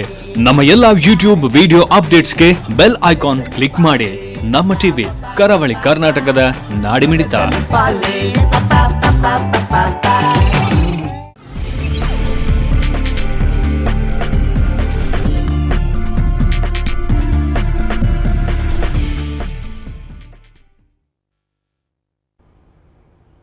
Daily day 2 star Santosh rice ಮುಖ್ಯ ಪ್ರಾಯೋಜಕರಾಗಿರುವ ಜನಧ್ವನಿ ನೇರ ಪ್ರಸಾರ ಕಾರ್ಯಕ್ರಮದಲ್ಲಿ ಇವತ್ತು ನಾವು ಚರ್ಚೆ ಮಾಡ್ತಾ ಇದ್ದೇವೆ ಕಡಲ್ ಕೊರೆತ ಸ್ಪೆಷಲಿ ನಮ್ಮ ಕರಾವಳಿಯ ಕೆಳಗಿನ ಭಾಗ ಅಂದರೆ ಉಳ್ಳಾಲ ಅಥವಾ ಸೋಮೇಶ್ವರ ಆ ಭಾಗದಲ್ಲಿ ನಿತ್ಯ ಜಾಸ್ತಿ ಆಗ್ತಾ ಇರುವ ಸಂದರ್ಭ, ಮಳೆಗಾಲದಲ್ಲಿ 41 ಮನೆಗಳು ಸಂಪೂರ್ಣ ಹಾನಿಗೊಳಗಾಗಿದ್ದೇವೆ ಅಂತೇಳಿ. ಅದರಲ್ಲಿ ಯಾವ ರೀತಿಯ ಕಾಮಗಾರಿ ಆಗ್ತಾ ಉಂಟು ಅಂತ ನೋಡ್ತಾ ಇದ್ರೆ ಇವತ್ತಿಗೂ ತುರ್ತು ಕಾಮಗಾರಿ ಆಗ್ತಾ ಇದೆ ಅಂತೇಳಿ ಈಗ ಇಂಜಿನಿಯರ್ ಒಬ್ಬರು ಫೋನ್ ಮಾತನಾಡುವಾಗ ಹೇಳಿದರು. ಹಾಗಾದರೆ ಶಾಶ್ವತ ಕಾಮಗಾರಿ ಮುಖ್ಯ ಅಥವಾ ಅಲ್ಲಿಂದ ಜನರನ್ನು ಸ್ಥಳಾಂತರಿಸಿಕೊಂಡು ಬೇರೆ ಸುರಕ್ಷಿತ ಪ್ರದೇಶಕ್ಕೆ ಪರ್ಮನೆಂಟ್ ಆಗಿ ಇಡುವುದು ಮುಖ್ಯನಾ? ಯಾವುದು ಒಳ್ಳೆಯದು ಅಂತ ಇಸ್ಮಾಯಿಲ್ ಅವರೇ, ನಿಮ್ಮ ಪ್ರಕಾರ ಯಾವುದು? ನೋಡಿ, ಅಲ್ಲಿ ಒಂದು ಅಲ್ಲಿ ಹೋಗಿ ಮನೆ ಇದ್ದವರ ಹತ್ರ ಕೇಳಬೇಕು, ನೀವು ಇಲ್ಲಿಂದ ಶಿಫ್ಟ್ ಆಗ್ತೀರಾ, ಇಲ್ಲೇ ಉಳಿತೀರಾ, ಅವರಿಗೆ ಬಿಟ್ಟ ವಿಚಾರ. ಯಾಕಂದರೆ ಎಷ್ಟೋ ವರ್ಷದಿಂದ ಅಲ್ಲಿ ಇರುವವರು. ಅದಕ್ಕೆ ಈಗ ಇವರು ಹೇಳಿದ ಹಾಗೆ ಈಗ ಗಂಗೊಳ್ಳಿ ಮತ್ತು ಮುರುಡೇಶ್ವರದಲ್ಲೆಲ್ಲ ಒಂದು ವಾಟರ್ ಬ್ರೇಕ್ ಹಾಕಿದ್ದಾರೆ. ಅದು ಅದರ ಕ್ಯಾಲ್ಕುಲೇಷನ್ ಪ್ರಕಾರ ಹಾಕಿದ್ದಾರೆ, ಎಷ್ಟು ಮಾರ್ಜಿನ್ ಉಂಟು ವೈಜ್ಞಾನಿಕವಾಗಿ ಅಲ್ಲಿ ಮಾಡಿದ್ದಾರೆ. ಅದೇ ರೀತಿ ಇಲ್ಲಿ ಮಾಡಿದರೆ ಖಂಡಿತ ಇಂಥ ಸಮಸ್ಯೆ ಬರುವುದಿಲ್ಲ. ವರ್ಷ ಪ್ರತಿ ನೀವು ಸುಮ್ಮನೆ ಇವರು 7 ಕೋಟಿ, ನೀವು ಹೇಳಿದ ಹಾಗೆ 7 ಕೋಟಿ 10 ಕೋಟಿಯನ್ನು ನೀರಿಗೆ ಹಾಕ್ತಾರೆ. ಇವರೇ ಒಪ್ಕೊಂಡ್ರು, ಈಗ ಯಾರು ನಮ್ಮ ದಿನೇಶರು ಒಪ್ಕೊಂಡ್ರು, ಇದು ನೀರಿಗೆ ಹಾಕಿದ್ರು ಅಂತ ಹೇಳಿದ್ರೆ ಒಪ್ಕೊಂಡ್ರು. ಹೌದು, ಶಾಶ್ವತ ಪರಿಹಾರ ಹಾಕಬೇಕಾದ್ರೆ ಉಳ್ಳಾಳದಿಂದ ಹಿಡಿದು ಬಟ್ಟಪ್ಪಾಡಿ ಕೊನೆ ತನಕ ಆ ಮಾರ್ಜಿನ್ನ ಮುರುಡೇಶ್ವರದ ಉದಾಹರಣೆ ಹೇಳಿದ್ದೆ, ಅದೇ ರೀತಿ ಎತ್ತರ ಆಗಿ ಮಾಡಬೇಕು. ಇವರು ಒಂದು ಲೋಡ್ ಕಲ್ಲು ತರ್ತಾರೆ, ಅಲ್ಲಿಗೆ ಒಂದು ಕೆಳಗೆ ಹಾಕ್ತಾರೆ, ಒಂದು 100 ಮೀಟ್ರ್ ದೂರ, ಅದಕ್ಕೆ ಅಂತ ಹೇಳ್ತಾರೆ, ಒಂದು 100 ಮೀಟ್ರ್ ದೂರ ಹಾಕಿದರೆ ಖಂಡಿತ ಇದು ಶಾಶ್ವತ ಪರಿಹಾರ ಆಗೋದ್ರಲ್ಲಿ ಯಾವುದೇ ಸಂಶಯ ಇಲ್ಲ ಅಂತ ನಾನು ಹೇಳ್ತೇನೆ. 100 ಮೀಟರ್ ಅಲ್ಲ. ಓಕೆ, ಒಂದು ಕರೆ ಸ್ವೀಕರಿಸಿ ಆ ಬಗ್ಗೆ ಬರ್ತೀನಿ. ಹಲೋ, ನಮಸ್ಕಾರ. ತಮ್ಮ ಹೆಸರು ಮತ್ತೆ ಎಲ್ಲಿಂದ ಕರೆ ಮಾಡ್ತಿದ್ದೀರಿ? ಹೇಳಿ, ಧ್ವನಿ ಕೇಳಿಸ್ತಾ ಉಂಟು, ಹೇಳಿ. ನಮಸ್ಕಾರ ಸರ್. ನಮಸ್ತೆ. ನಮಸ್ಕಾರ ಸರ್, ತುಂಬ ಸಂತೋಷ ನೀವು ಮಾತಾಡಲಿಕ್ಕೆ ಸಿಕ್ಕಿದ್ದು. ಹೇಳಿ. ನಮಸ್ಕಾರ. ಈ ಸಮುದ್ರ ಕೊರೆತ ನಿಜವಾಗಿ ಹೇಗೆ ಆಗುತ್ತೆ, ಅದಕ್ಕೆ ಹೇಗೆ ಅದನ್ನು ಪರಿಹಾರ ನಾವು ನಿಜವಾಗಿಯೂ ಸಾಂಪ್ರದಾಯಿಕ ಹಿರಿಯರನ್ನು ಕೇಳಬೇಕು. ಕಾರಣ ನೇತ್ರಾವತಿ ನದಿಯ 3 ತಿಂಗಳ ಆ ಒಂದು ಪ್ರವಾಹ ಅದು ನೇತ್ರಾವತಿಯ ಸುಮಾರು ಒಂದು 10-15 ನಾಟಿಕಲ್ ಮೈಲು ಅಷ್ಟು ವೇಗವಾಗಿ ಸರಿತದೆ. ಆ ನಂತರ ಅದರ ಶಕ್ತಿ ಕಮ್ಮಿ ಆದಾಗ ಅದು ತೀರದ ಕಡೆಗೆ ಡಿವಿಯೇಟ್ ಆಗ್ತದೆ. ಸರ್, ಅದು ಟಿವಿ ಎಡಬದಿಗೆ ಬಂದಾಗ ಸುಮಾರು ಉಳ್ಳಾಲದ ಕಡೆಗೆ ಅದು ಆ ಸಮುದ್ರದ ನೀರು, ಟಿವಿ ವಾಲ್ಯೂಮ್, ಸಮುದ್ರದ ನೀರು ದಂಡೆಗೆ ತಾಗಿ ಕೊರೆತಾಗ್ತದೆ. ಹಾಗೆ ರೈಟ್ ನಲ್ಲಿರುವಂತದ್ದು ಕೊಳಾಯಿ ಕುಣಿಗೆ ಅದು ಕೊರೆತಾಗ್ತದೆ. ಈ ಮಂಚದ ಜಾಗದಲ್ಲಿ ಆ ಮೀನುಗಾರರ ಗ್ರಾಮಗಳು ಸೇಫ್ ಆಗಿರುತ್ತದೆ. ಹಾಗಿರುವಾಗ ಈ 3 ತಿಂಗಳಲ್ಲಿ ಮಾತ್ರ ಸಮುದ್ರ ಕೊರೆತಾಗುವುದು. ಆದ ಕಾರಣ ನೇತ್ರಾವತಿ ನದಿಯ ಪ್ರವಾಹದ ನೀರು ಒಂದು ಹಂತಕ್ಕೆ ರೀಚ್ ಆದ ನಂತರ ಶಕ್ತಿ ಕಮ್ಮಿಯಾಗಿ ಅದು ಮತ್ತೆ ಹಿಂದಿನ ಕಾರಣ ಆ ಸಮುದ್ರ ಕೊರೆತ ನಡೆಯುತ್ತದೆ. ಅದಕ್ಕಾಗಿ ಆ ನೀರು ಡಿವೈಡ್ ಆಗಿ ನಿಜದಲ್ಲಿ ಆ ನೀರನ್ನು ತಡೆದುಕೊಂಡು ಸಮುದ್ರಗಳಿಗೆ. ಓಕೆ ಸರ್, ನಿಮ್ಮ ಟಿವಿ ವಾಲ್ಯೂಮ್ ಮ್ಯೂಟ್ ಮಾಡಬೇಕು. ಹಾಕಿದ್ದಾರೆ ಆಲ್ರೆಡಿ. ಆದರೂ ಕೂಡ ಅದು ಯಶಸ್ವಿ ಆಗಿದೆ ಅಂತ ಕಾಣುತ್ತದೆ. ಓಕೆ ಸರಿ, ಶಾಶ್ವತ ಪರಿಹಾರ ಮಾಡಿ ಇಡೀ ಕರಾವಳಿ, ಈ ಕರ್ನಾಟಕ ಕರಾವಳಿಗೆ ಹೊಸ ತಂತ್ರಗಾರಿಕೆ ಅಗತ್ಯ ಇದೆ. ಓಕೆ ನಾವು ಸಾಧ್ಯ ಆದ್ರೆ ನಿಮಗೆ ನಾವೇ ಕರೆ ಮಾಡ್ತೇವೆ. ಕಟ್ ಮಾಡೋಣ ದಯವಿಟ್ಟು ಇಲ್ಲಿ. ಓಕೆ, ನಮಗೆ ಸರ್ ನಾವೇ ಕರೆ ಮಾಡ್ತೇವೆ ಸ್ವಲ್ಪ ನಂತರ ಬ್ರೇಕಿನ ಬಳಿಕ, ಯಾಕಂದರೆ ನಿಮ್ಮ ವಾಯ್ಸ್ ಡಿಸ್ಟರ್ಬ್ ಆಗ್ತಾ ಉಂಟು. ಮತ್ತು ಟ್ರೈ ಮಾಡೋಣ, ಮತ್ತೆ ನಾವೇ ನಿಮಗೆ ಕರೆ ಮಾಡ್ತೇವೆ. ದಯವಿಟ್ಟು ನೀವು ಆಗ ಟಿ ವಿ ವಾಲ್ಯೂಮನ್ನು ಮ್ಯೂಟ್ ಮಾಡಿ. ತುಂಬ ಸಂತೋಷ ಅಂತ ಅಂದ್ಕೊಂಡಿದ್ದೆ. ತುಂಬ ಜನ ಇದಕ್ಕೆ ಶಾಶ್ವತ ಕಾಮಗಾರಿ ಅಥವಾ ಶಾಶ್ವತ ಪರಿಹಾರನೆ ಬೇಕು ಅಂತ ಹೇಳ್ತಾ ಇದ್ದಾರೆ. ಹೌದು, ಖಂಡಿತ. ಅದು ನಿಮಗೆ 40 ಕೋಟಿ ಎಲ್ಲ ಅಥವಾ ನೀವೇನು ಹೇಳ್ತಾ ಇದ್ದೀರಿ 40 ಕೋಟಿಯಲ್ಲಿ ಬರ್ಬೋದು, ಆಗ್ಬೋದು ಅಂತೇಳಿ ಸಾಧ್ಯ ಅಲ್ಲ? 6 ಕೋಟಿ ಬರೀ ನೀರಿಗೆ ಹಾಕ್ತಾ ಉಂಟು ಇದ್ದಾರೆ ಅದೊಂದು ಅಂತ ಹೇಳಿ. ಪ್ರಯತ್ನ ಮಾಡ್ತಾ ಇದ್ದಾರೆ. ಅದು ನಾನು ಹೇಳಿದಲ್ವಾ, ಈಗ ನಾವು ಬೃಹತ್ ಆಕಾರದ ಒಂದು ಬಂಡೆ ಹಾಕೋದು, ಅಲ್ಲಿ ಹಾಕಿದ ಇನ್ನೊಂದು ಕಡೆ ಆಗ್ತಾ ಇದೆ. ಅದಕ್ಕಾಗಿ ನಮ್ಮ ಕೆಲಸ ಜನರು ಏನು ಕೆಲಸ ಮಾಡ್ತಾ ಇಲ್ಲ. ಈಗ ಒಂದು ಕೆಲಸ ಮಾಡುವಾಗ ವಿರೋಧ ಮಾಡೋರು ತುಂಬಾ ಇರ್ತಾರೆ, ಅದಕ್ಕೆ ಏನು ಮಾಡ್ಲಿಕ್ಕೆ ಆಗುದಿಲ್ಲ. ಮಾಡುವ ಕೆಲಸವನ್ನು ನಾವು ಮಾಡ್ತಾ ಇದ್ದೇವೆ. ಈಗ ಹಾಕಿದಲ್ಲಿ ವಿರೋಧ ಅಂದ್ರೆ ಅವರು ಹಾಕ್ಬಾರ್ದು ಅಂತ ಹೇಳುದು ಅಲ್ಲ. ಈಗ ನೋಡಿ, ಸುಮ್ಮನೆ ಒಂದು ವಿರೋಧ ಕೆಲಸಕ್ಕೊಂದು ಈಗ ಇವರೇ ಇಲ್ಲಿ ಕೆಲಸ ಬೇಸಿಗೆ ಕಾಲದಲ್ಲಿ ಫುಲ್ ಇಡೀ ಸೀಸನ್ ಅಲ್ಲೇ ಕೆಲಸ ಆಗಿದೆ. ಇವರು ಹೇಳ್ತಾ ಇದ್ದಾರೆ ಅಲ್ಲಿ ಕೆಲಸವೇ ಆಗ್ಲಿಲ್ಲ ಅಂತ. ಇದಕ್ಕೆ ಏನ್ ಹೇಳುದು? ಮತ್ತೆ ವಿರೋಧ ಮಾತಾಡ್ಲಿಕ್ಕೆ ಅಂತ ಮಾಡಿದೇವೆ ಹೊರತು ಅಲ್ಲಿ ಹೋಗಿ ವೀಕ್ಷಣೆ ಮಾಡಿ ಅಲ್ಲಿ ಕೆಲಸ ಆಗಿಲ್ವಾ, ಈಗ ಕೆಲಸ ಆದಲ್ಲಿ ಹೇಗೆ ಪ್ರಕೃತಿ ವಿಕೋಪ ಆಗಿದ್ವಾ ಅಥವಾ ತಡೆಗೋಡೆ ಏನ್ ನಿಂತಿದ್ದ ಇಲ್ವಾ ಅಂತ ಒಂದು ಪರಿಶೀಲನೆ ಮಾಡದೆ ಸುಮ್ಮನೆ ಆಗ್ತಾ ಇಲ್ಲ. ಅಂದ್ರೆ ಈಗ ನೋಡಿ, ನಾವು ಒಪ್ತೇವೆ ಅಲ್ಲಿ ಪೆರಿಬೇಲಲ್ಲಿ ಕೆಲಸ ಆಗ್ಲಿಲ್ಲ, ಅಲ್ಲಿ ಇವತ್ತಾಗಿದೆ. ಎಲ್ಲಿ ಕೆಲಸ ಆಗಿದೆ ಅಲ್ಲಿ ಆಗಿದಾ? ಇದಕ್ಕೆ ಮುಖ್ಯ ರೀಸನ್ ಅಂತ ಹೇಳಿದ್ರೆ ಸರ್, ಇವರು ಉಳ್ಳಾಳದಿಂದ ಹಿಡಿದು ಬಟಪಾಡಿ ಕೊನೆ ತನಕ ಇವರು ಕಂಟಿನ್ಯೂ ಆಗಿ ಮಾಡಿಲ್ಲ, ಸ್ಥಳ ಬಿಟ್ಟು ಮಾಡಿದ್ದಾರೆ. ಸೊ ಇದರಿಂದ ಸಮುದ್ರ ಏನಾಯ್ತಂದರೆ ನೀರು ಬಂದು ಈ ಬಂಡೆಯನ್ನು ಹುರುಳಿ ಕೆಳಗೆ ಬೀಳಿಸಿ. ಅಲ್ಲ, ಅವರು ಹೇಳೋದು ಜನವಸತಿ ಇಲ್ಲದ ಕಡೆ ಎಲ್ಲ ಬಿಟ್ಟಿದ್ದೇವೆ ಅಂತ. ಅದು ನೀವು ಒಪ್ಕೊಳ್ತೀವಿ? ಇಲ್ಲ, ಒಪ್ಪಲಿಕ್ಕೆ ಸಾಧ್ಯ ಇಲ್ಲ. ಜನವಸತಿ ಸ್ಥಳ ಬಿಟ್ಟಿದ್ದಾರೆ. ಈಗ ಉದಾಹರಣೆಗೆ ಸೋಮೇಶ್ವರ ಬಂದು ಪರಿಶೀಲನೆ ಮಾಡಲಿ, ಎಷ್ಟು ಕಡೆ ಬಿಟ್ಟು ಹಾಕಿದ್ದು ಕಲ್ಲು. ನಾವು ಐ ವಿಟ್ನೆಸ್ ನೋಡಿದ ಇಚ್ಚಿಲ ಕೋಟ ಅಲ್ಲಿ ಕಂಟಿನ್ಯೂ ಮಾಡಿದ್ರೆ ನೀವು ಒಪ್ಕೊಳ್ತೀರಾ? ಉಚ್ಚಿಲ ಕೋಟೆ ಅಲ್ಲಿ ಇರ್ಲಿಲ್ಲ, ಹೋದ್ ಸರಿ ಇದಿಲ್ಲ. ಹೋದ್ ಸರಿ ಬಹಳ ಒತ್ತಡ ಬಂದು ಇದು ಪ್ರಕೃತಿ ವಿಕೋಪ ಆಯ್ತು. ಕೋಟೆ ಉಚ್ಚಿಲ ಕೋಟೆದಲ್ಲಿ ಈ ಬಾರಿ ನೋಡಿ ಅಲ್ಲಿ ಬಂಡೆಯನ್ನು ಇನ್ನು ಮೇಲ್ಗಡೆ ಬರ್ತಾ ಇದೆ.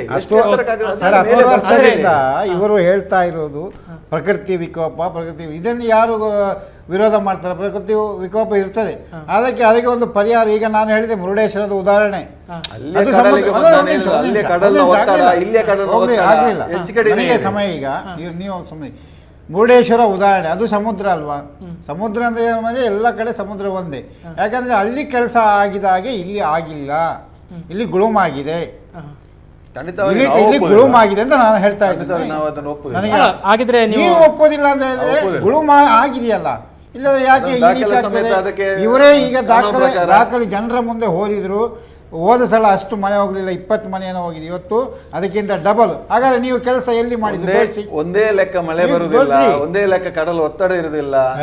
ಇದನ್ನೆಲ್ಲ ನಾವು ಪರಿಶೀಲನೆ ಮಾಡಬೇಕು. ನೀವೇ ಒಪ್ಪಿಕೊಂಡಿದ್ದೀರಿ, ನಾವು ಕೆಲಸ ಮಾಡಿದ್ದೇವೆ. ಹಾಗಾಗಿ ಕಳೆದ ವರ್ಷಕ್ಕಿಂತ ಈ ವರ್ಷ ಜಾಸ್ತಿ ಮನೆ ಹೋಗಬಾರ್ದಲ್ಲ, ಕಡಿಮೆ ಹೋಗ್ಬೇಕಿತ್ತಲ್ಲ. ಓಕೆ, ಈ ಬಗ್ಗೆ ಸಚಿವರು ಬೈಟ್ ಕೊಟ್ಟಿದ್ದಾರೆ. ಆ ಒಂದು ಬೈಟ್ ಅನ್ನು ನಾವೀಗ ಕೇಳ್ತಾ ಇದ್ದೇವೆ. UT ಖಾದರ್, ಅಲ್ಲಿನ ಶಾಸಕರು ಮತ್ತು ರಾಜ್ಯ ಸಚಿವರು ಕೂಡ ಅವರು ಈ ಕಡಲ್ ಕೊರತೆ ಬಗ್ಗೆ ಏನು ಹೇಳಿದ್ದಾರೆ ಅಂತೇಳಿ ಆ 1-1.5 ನಿಮಿಷ ಒಂದು ಚಿಕ್ಕ ಕ್ಲಿಪ್ಪಿಂಗ್ ಅನ್ನು ಕೇಳಿದ ನಂತರ ಆ ಬಗ್ಗೆ ಚರ್ಚೆ ಮಾಡೋಣ. ನೋಡಿ, ಎಲ್ಲಿ ಪ್ರಕೃತಿ ವಿಕೋಪ ಆಗ್ತದೆ ಹೇಳಿಕೆ ಇವತ್ತು ಸಾಧ್ಯ ಇಲ್ಲ. ನಾವು ಈಗಾಗಲೇ ADBದ ಒಂದು ಹಂತದ ಕಡಲು ಕೊರತೆ ಕಾಮಗಾರಿ ಇವತ್ತು ನಮ್ಮ ಮಗುವೀರ ಪಟ್ಟಣ, ಕೋಟೆಪುರ ಮತ್ತು ನಮ್ಮ ಕೋಡಿ ಪ್ರದೇಶದಲ್ಲಿ ಇವತ್ತು ಕೆಲಸ ಆಗಿ ನಮ್ಮ ಬೆಂಗರೆಯ ಒಂದು ಭಾಗ ಇವತ್ತು ಸಂಪೂರ್ಣವಾಗಿ ಸುರಕ್ಷಿತವಾಗಿ ಇವತ್ತು ಇದೆ. ಇವತ್ತು ನಮಗೆ ಕೈಕೋ, ಹಿಲೇರಿ ನಗರ ಮತ್ತು ಈ ಪ್ರದೇಶದಲ್ಲಿ ನಾವು ತಾತ್ಕಾಲಿಕವಾಗಿ ರಕ್ಷಣಾ ಕಾರ್ಯ ಮಾಡಿದ್ರು ಕೂಡ ಇವತ್ತು ನೀರು ಕಲ್ಲಿಗೆ ಅಪ್ಪಳಿಸಿ ಮತ್ತೆ ನೀರು ಮೇಲೆ ಬರುವಂಥದ್ದು. ಸೊ ಈ ಸಮುದ್ರದ ಶಕ್ತಿಯನ್ನು ಬಹುಶಃ ಅದು ತಾಳ್ಮೆಯಿಂದ ಇದ್ದರೆ ಅದನ್ನು ಏನಾದರೂ ಸ್ವಲ್ಪ ಮಟ್ಟಿನ ಏರಿಕೆ ಆದರೂ ಕೂಡ ಅದು ಬರೋಕ್ಕೆ ಕಷ್ಟ. ಅದಕ್ಕಾಗಿ ನಾವು ಆ ಪ್ರದೇಶದಲ್ಲಿ ಮನೆಯವರು ಯಾರಿಗಿದ್ದೇವೆ ಎಂದು ಯಾವ ಸಂದರ್ಭದಲ್ಲಿ ಏನಾಗ್ತದೆ ಯಾರಿಗೂ ಕೂಡ ಊಹಿಸಲಿಕ್ಕೆ ಕೂಡ ಸಾಧ್ಯ ಇಲ್ಲ. ಅದಕ್ಕಾಗಿ ಇವತ್ತು ನಾವು ಅಲ್ಲಿಂದ ಅವರಿಗೆ ಶಾಶ್ವತವಾಗಿ ಸ್ಥಳಾಂತರ ಮಾಡಲು ಜಿಲ್ಲಾಧಿಕಾರಿ ಈಗಾಗಲೇ ವರದಿಯನ್ನು ಕೊಟ್ಟಿದ್ದಾರೆ, ಅದು ಮಾಡಲೇಬೇಕು ಅಂತ ಹೇಳಿದ್ದಾರೆ. ಅದಕ್ಕಾಗಿ ಬಹುಶಃ ಅದನ್ನು ಕೂಡ ನಾವು ಇದು ಗುರುತಿಸಿಕೊಂಡು ಎಲ್ಲಿ ಇವತ್ತು ಸಂರಕ್ಷಣೆ ಕೆಲ ಅರ್ಜೆಂಟ್ ಕೆಲವೊಂದು ಆಗಬೇಕಾ ಅಲ್ಲಿ ಕೂಡ ಸಂರಕ್ಷಣೆ ಕೆಲಸ ಮಾಡ್ತೇವೆ. ಈಗಾಗಲೇ ಸೋಮೇಶ್ವರ 1,000 ಮೀಟರ್ ಇವತ್ತು ಈಗಾಗಲೇ ಸಂರಕ್ಷಣೆ ಕಾಮಗಾರಿ, ಇನ್ನು 300 ಮೀಟರ್ ಉಳಿದಿದೆ. ಆ 300 ಮೀಟರ್ ಕೆಲಸ ಕೂಡ ಸಂರಕ್ಷಣೆ ಮಾಡೋದು ಶಾಶ್ವತ ಅಲ್ಲ. ಈಗ ಪರಿಸ್ಥಿತಿ ಏನಂತ ಹೇಳಿದರೆ ಮನೆಗೆ ಹೊಡೆದಕ್ಕಿಂತಲೂ ಕಲ್ಲಿಗೆ ಹೊಡೆದು ಮತ್ತೆ ಮೇಲೆ ಇದನ್ನು ಯಾರು ನಿಲ್ಲಿಸಲಿಕ್ಕೆ ಸಾಧ್ಯವಾಗುವಂಥದ್ದು. ಆದ ಕಾರಣ ಬಹುಶಃ ಈಗ ಅವರಿಗೆ ತಾತ್ಕಾಲಿಕವಾದ ವ್ಯವಸ್ಥೆಯನ್ನು ನಮ್ಮ ಸ್ಥಳೀಯರು, ನಗರಸಭೆಯವರು ಮತ್ತು ಇಲಾಖೆ ಮಾಡಲಿಕ್ಕೆ ಹೇಳಿದ್ದೇವೆ. ಮತ್ತು ನಮ್ಮ ಉದ್ದೇಶ ಶಾಶ್ವತವಾಗಿ ಎಲ್ಲೆಲ್ಲ ಸರ್ಕಾರಿ ಸ್ಥಳ ಇದೆ ಅದನ್ನು ಗುರುತಿಸಿಕೊಂಡು ಅವರಿಗೆ ಒಂದು ರಿಹ್ಯಾಬಿಲಿಟೇಷನ್ ಮಾಡಿ ಅಲ್ಲಿಗೆ ಸ್ಥಳಾಂತರಿಸಬೇಕಂತೇಳಿ ನಮ್ಮ ಜಿಲ್ಲಾಧಿಕಾರಿ ವರದಿ ಕೊಟ್ಟಿದ್ದಾರೆ. ಅದಕ್ಕೆ ನಾವು ನಾವು ಅನುಷ್ಠಾನ ಮಾಡ್ತೀವಿ. ಶಾಶ್ವತ ಅಲ್ಲಿಂದ ಸ್ಥಳಾಂತರ ಮಾಡೋದು ಒಳ್ಳೆಯದು. ಈಗ ಇವರು ಹೇಳಿದರು ಶಾಶ್ವತ, ಇವರು ಹೇಳುವುದೇ ಹೀಗೆ ಪ್ರತಿ ವರ್ಷ ಹಾಗಾದ್ರೆ ಇವರಿಗೆ ಮಾಡಿಸುವ ಈಗ ವಸತಿ ಆಗಿದ್ದಾರೆ 9 ಕರೆಯಲ್ಲಿ ಸಾಧಾರಣ ಒಂದು ಬೆಂಕಿಪಟ್ಟಣದಷ್ಟು ಒಂದು 300 ಮನೆ 360 ಇದೆ. 360 ಮನೆ ಇದೆ. ಅದನ್ನೆಲ್ಲ ಡೆಮೋಷನ್ ಮಾಡಿ ಅಲ್ಲಿಂದ ಸ್ವಲ್ಪ ಜನರಿಗೆ ಸ್ಥಳಾಂತರಿಸಿ ಮನೆ ಕಟ್ಟಿ ಅದಕ್ಕೆ ಮಾಸ್ಟರ್ ಪ್ಲಾನ್ ಆಗಿದೆ, ಅದಕ್ಕೆ ಕ್ರೀಡಾಂಗಣ ಮಾಸ್ಟರ್ ಪ್ಲಾನ್ ಆಗಿದೆ. ಅದನ್ನೆಲ್ಲ ಡೆಮೊಲಿಷ್ ಮಾಡಿ ಒಳ್ಳೆ ರೀತಿಯ ಫ್ಲಾಟ್ ನಿರ್ಮಾಣ ಮಾಡುವಂತ ಒಂದು ಯೋಜನೆ ಅದೆಲ್ಲ ಕಂಪ್ಲೀಟ್ ಆಗಿದೆ. ಇನ್ನಷ್ಟು ಕೆಲವೇ ದಿನಗಳಲ್ಲಿ ಅದು ಆ ಕೆಲಸ ಪ್ರಾರಂಭ ಆಗ್ತದೆ ಖಂಡಿತವಾಗಿಯೂ. ಅದು ಅದರಲ್ಲಿ ಕೂಡ ನ್ಯಾಯಾಲಯದಲ್ಲಿ ಕೂಡ ಸ್ಥಳೀಯರ ಪರಿಸರ ಇದಕ್ಕೆ ಬೇಕಾಗಿ ಒಂದು ದಾವೆಯನ್ನು ಕೂಡ ಒಟ್ಟಿದ್ದಾರೆ. ಅವರಲ್ಲಿ ಕೂಡ ಮಾತುಕತೆ ಆಗಿ ಕೇಸನ್ನು ಹಿಂದೆಗೆಯುವಂತ ಕೆಲಸ ಕೂಡ ಆಗಿದೆ. ಇನ್ನು ಕೆಲವೇ ದಿನಗಳಲ್ಲಿ ಅಲ್ಲಿ ವಸತಿ ಸಂಕೀರ್ಣ ಕೆಲವೇ ದಿನ ಎಷ್ಟು ತಿಂಗಳೊಳಗೆ ಆಗ್ಬೋದು ಸರ್ಕಾರದ ಅದಕ್ಕೆ ಪ್ರಾರಂಭ ಆಗಿದೆ. ಪ್ರತಿ ವರ್ಷ ಜನರಿಗೆ ಸಮಾಧಾನ ಅದನ್ನ ಹಾಗಾದ್ರೆ ನಿಮ್ಮವರೇ ಹಾಕಿದ್ದು ಆ ಕೇಸನ್ನು ನೀವು ಒಂದು ವಾಪಸ್ ಆ ಕೇಸ್ ಹಾಕಿದ್ರಿಂದಲೇ ಇಷ್ಟು ವಿಳಂಬ ಕೇಸ್ ಆಗಿಲ್ಲ. ಬಂಗಾರಪ್ಪ ಸರ್ಕಾರ ಪೀರಿಯಡ್ ಅಲ್ಲಿ ಅದು ಆಗಿದ್ದು ಏನು ಪ್ರಯೋಜನ? ಎಷ್ಟು ಕೋಟಿ ರೂಪಾಯಿ ಅಲ್ಲಿ ಸೃಷ್ಟಿಸಿರಿ, ಎಷ್ಟು ಗುತ್ತಿಗೆದಾರರು ಅಲ್ಲಿ ನುಂಗಿದ್ದಾರೆ. ಅದೆಲ್ಲ ನಿಮ್ಗೆ ಲೆಕ್ಕ ಕಳೆದರಿಗೆ ನಿಮ್ಗೆ ಸಿಟ್ಟು ಬರ್ಬೋದು. ಇಲ್ಲಪ್ಪ ಖಂಡಿತ, ಯಾಕೆ ಸಿಟ್ಟು ಅಂತ ಬರಲಿಕ್ಕೆ ಇಲ್ಲ. ಓಕೆ ಇಸ್ಮಾಯಿಲ್ ಅವರು ಸಚಿವರು ಹೇಳಿದ್ರು ಶಿಫ್ಟ್ ಮಾಡ್ತೇವೆ, ಸ್ಥಳಾಂತರ ಮಾಡ್ತೇವೆ ಜನರಿಗೆ ಅಂತೇಳಿ. ಸೊ ಲೆಕ್ಕಕ್ಕಿಂತ ಅಂದ್ರೆ ನಿರೀಕ್ಷೆಗಿಂತ ಹೆಚ್ಚು ಕಡಲಬ್ಬರ ಇರುವುದರಿಂದ ಗೋಡೆಗೆ ಅಥವಾ ಕಲ್ಲಿಗೆ ತಾಕೊಂಡು ಹಾರ್ತಾ ಉಂಟು ಅಂತ. ಸ್ಥಳಾಂತರ ಮಾಡಿದ್ರೆ ಬಹುಶಃ ನಂತರ ಜನ ಬಂದಲ್ಲಿ ಪುನಃ ವಸತಿ ಮಾಡುದು ಅಂದ್ರೆ ಈಗ ಮಳೆಗಾಲದ ನಂತರ ಪುನಃ ಮರ್ತೋಗ್ತದೆ ಸಾಮಾನ್ಯವಾಗಿ. ಇನ್ನೊಂದು ಜೂನ್ ಬರುವಾಗಲೇ ಅಲ್ಲಿ ಕಡಲದ್ದು ಅಬ್ಬರ ಗೊತ್ತಾಗೋದು. ಸೊ ಅದು ಮುಗಿತದ ಒಮ್ಮೆ ಪ್ರಾಬ್ಲಮ್ ಸಾಲ್ವ್ ಆಗುತ್ತಾ ಸ್ಥಳಾಂತರ ಆದ್ರೆ? ನೋಡಿ, ಇವರಿಗೆ ಶಾಶ್ವತ ಪರಿಹಾರ ಮಾಡಿದರೆ ಖಂಡಿತ ಸಮಸ್ಯೆ ಮುಗಿಬೋದು. ಯಾಕಂದ್ರೆ ನಾನು ಹೇಳಿದ ಹಾಗೆ ಸಮುದ್ರದಿಂದ 100 ಮೀಟರ್ ದೂರ ಕಲ್ಲು ಹಾಕಿಸ್ಬೇಕು. ಈಗ ಇವರು ಹೇಗೆ ಮಾಡುವುದಂದ್ರೆ ಕೆಲಸ ಸಮುದ್ರಕ್ಕೆ ಕೊಂಡೋಗಿ ಸುರಿತಾ ಇದ್ದಾರೆ, ಆದರೆ ಸ್ಥಳ ಬಿಟ್ಟು ಹಾಕ್ತಾ ಇದ್ದಾರೆ. ಒಂದು ನಿಮಿಷ. ಹಾಗಾಗಿ ಈ ನೀರು ಬಿಟ್ಟ ಸ್ಥಳದಿಂದ ಬಂದು ಈ ಬಂಡೆಯನ್ನು ಸಮುದ್ರಕ್ಕೆ ಎಳೆಯುತ್ತದೆ. ಈ ದೃಷ್ಟಿಯಲ್ಲಿ ಈ ಕಾಮಗಾರಿ ಖಂಡಿತ ಇವರು ದುಡ್ಡು ನೀರಿಗೆ ಹಾಕೋದು. ಶಾಶ್ವತ ಪರಿಹಾರ ಅಂದರೆ 100 ಮೀಟರ್ 100 ಮೀಟರ್ ಬಿಟ್ಟು ಸಮುದ್ರದಿಂದ ಮುರುಡೇಶ್ವರದಲ್ಲಿ ಮಾಡಿದ ಹಾಗೆ ಮಾಡಿದ್ರೆ ಖಂಡಿತ ಅದೊಂದು ಶಾಶ್ವತ ಪರಿಹಾರ. ಶೆಣೆಯವರೇ, ಇತಿಹಾಸವನ್ನು ತಿರುಚಲಿಕ್ಕೆ ಯಾರಿಂದಲೂ ಸಾಧ್ಯ ಇಲ್ಲ. ಹಿಂದಿನ ಕಾಲದಿಂದಲೂ ಒಂದು ಅಭಿಪ್ರಾಯ ಇದೆ. ನಾನು ಓದಿದ್ದು, ನನಗೇನು ಇದಲ್ಲ, ನಾನು ಓದಿದ್ದೇನೇನು ತಜ್ಞರ ಒಂದು ಅಭಿಪ್ರಾಯ. ಯಾಕಂತ ಹೇಳಿದ್ರೆ ನಮ್ಗೆ ಚಿಕ್ಕಂದಿನ ಹೇಳ್ತಾ ಇದ್ರು ಮಾಸ್ತಿಕಟ್ಟೆ ತನಕ, ಉಳ್ಳಾಲದಲ್ಲಿ ಹೇಳೋದಾದ್ರೆ ಉದಾಹರಣೆಗೆ ಒಂದು ಮಾಸ್ತಿಕಟ್ಟೆ, ಈಗ ಕಡಲಿಗೆ ಮಾಸ್ತಿಕಟ್ಟೆಗೆ ಸಾಧಾರಣ ಒಂದು 2 ಕಿಲೋಮೀಟರ್ ಇರ್ಬೋದು. ಇಲ್ಲಿ ತನಕ ಹಿಂದಿನ ಕಾಲದಲ್ಲಿ ಕಡಲು ಇತ್ತು ಎಂಬ ಉದಾಹರಣೆಗೆ ಅಲ್ಲಿ ಹೊಯ್ಗೆ ಕೂಡ ಇದೆ. ಭಾರತ ಹೈಸ್ಕೂಲು, ಮಾಸ್ತಿಕಟ್ಟೆ, ಶಿವರುಂಬ ದೇವಸ್ಥಾನ, ಒಂಬತ್ತಗೆರೆ, ಧರ್ಮನಗರ, ಅಲ್ಲಿ ಹೊಯ್ಗೆ ಕೂಡ ಇದೆ. ಮುಂಚಿನ ಕಾಲದಲ್ಲಿ ಇಲ್ಲಿ ತನಕ ಕಡಲಿತ್ತು. ಒಂದು ಋತು ಆಗುವಾಗ ಅದು ಹಿಂದಕ್ಕೆ ಹೋಗ್ತದೆ, ಮತ್ತೊಂದು ಋತುವಾಗ ಅದೇ ಪ್ಲೇಸಿಗೆ ಬರ್ತದೆ ಅಂತ. ಅದಕ್ಕಾಗಿ ಅದನ್ನೇ ಗುರಿಯಾಗಿ ಇಟ್ಟುಕೊಂಡು CRZ ನವರು ಒಂದು ಮಾರ್ಕ್ ಮಾಡಿದ್ದಾರೆ ನೋಡಿ, ಅಲ್ಲಿ ತನಕ ಮನೆ ಕಟ್ಟಲಿಕ್ಕೆ ಅವಕಾಶ ಕೊಡಬಾರ್ದಂತ. ಅದು ಕರೆಕ್ಟ್ ಇದೆ, ಅಲ್ಲಿ ತನಕ ಯಾಕೆ ಕಡೆ. ಈಗ ನಾವು ಅದನ್ನು ಆಕ್ರಮಿಸಿಕೊಂಡಿದ್ದೇವೆ. ಪರಶುರಾಮನ ಸೃಷ್ಟಿ, ಕಡಲು, ನಮ್ಮ ಭೂಮಿ, ದಕ್ಷಿಣ ಕನ್ನಡ ಜಿಲ್ಲೆಯ ಪರಶುರಾಮನ ಸೃಷ್ಟಿ ನೋಡಿ, ಅದನ್ನ ಆ ಸೃಷ್ಟಿಯನ್ನು ನಾವು ಆಕ್ರಮಿಸಿಕೊಂಡಿದ್ದೇವೆ. ಇದನ್ನು ನಮ್ಮ ಸಚಿವರು ಕೂಡ ಅದನ್ನೇ ಹೇಳುದು. ಈಗ ಅಲ್ಲಿ ಮನೆ ಇದೆ, ಅವರ ಜೀವವನ್ನು ಉಳಿಸುವುದು ಮುಖ್ಯ ನಮಗೆ. ಬೇರೆಲ್ಲ ರಾಜ್ಯಕ್ಕೆ ಅಥವಾ ಏನೋ ವಿರುದ್ಧ ಅದನ್ನೆಲ್ಲ ನಾವು ಲೆಕ್ಕ ಕೆಡುವುದಿಲ್ಲ. ಅವರ ಪ್ರಾಣವನ್ನು ಕಾಪಾಡುವುದು ನಮಗೆ ಫಸ್ಟ್ ಕರ್ತವ್ಯ ಇದೆ. ಆ ಕರ್ತವ್ಯ ನಾವು ಮಾಡ್ತಾ ಇದ್ದೇವೆ. ಅವರ ಮನೆಯನ್ನು ನಾವು ಸ್ಥಳಾಂತರಿಸ್ತಾ ಇದ್ದೇವೆ. ಅವರಿಗೊಂದು ಶಾಶ್ವತ ಪರಿಹಾರವನ್ನು ಒಂದು ಬಹುಶಃ 45 ಕುಟುಂಬ ಈ ಒಂದು ಅತಂತ್ರ ಸ್ಥಿತಿಯಲ್ಲಿದೆ. ಆ ಒಂದು ಕುಟುಂಬವನ್ನು ಅಲ್ಲಲ್ಲ ಈ ಬಾರಿ ಪ್ರತಿ ಬಾರಿ ಅಲ್ಲ, ಕೆಲವೊಂದು ಕುಟುಂಬವನ್ನು ಈಗಾಗಲೇ ಸ್ಥಳಾಂತರಗೊಂಡಿದೆ. ಅವರಿಗೆ ನಾವು ಅದನ್ನು ಕೊಟ್ಟಿದ್ದೇವೆ. ಅವರಂದ್ರೆ ಮನೆ ಅಂದು ಇರ್ತಾರೆ. ಮೀನುಗಾರಿಕೆ ಮೀನು ಇದು ಮಳೆಗಾಲ ಕಡಲು ಕೊರತೆ ಇಲ್ಲದ ಸಂದರ್ಭದಲ್ಲಿ ಅಲ್ಲಿ ಬಂದು ಕೂತು ಅವರಿಗೆ ಮೀನುಗಾರಿಕೆ ಸಂಬಂಧಪಟ್ಟಂತೆ ಕೆಲಸ ಕಾರ್ಯಕ್ಕೆ ಬೇಕಾಗಿ ಅಲ್ಲಿ ವಾಸ ಮಾಡ್ತಾರೆ.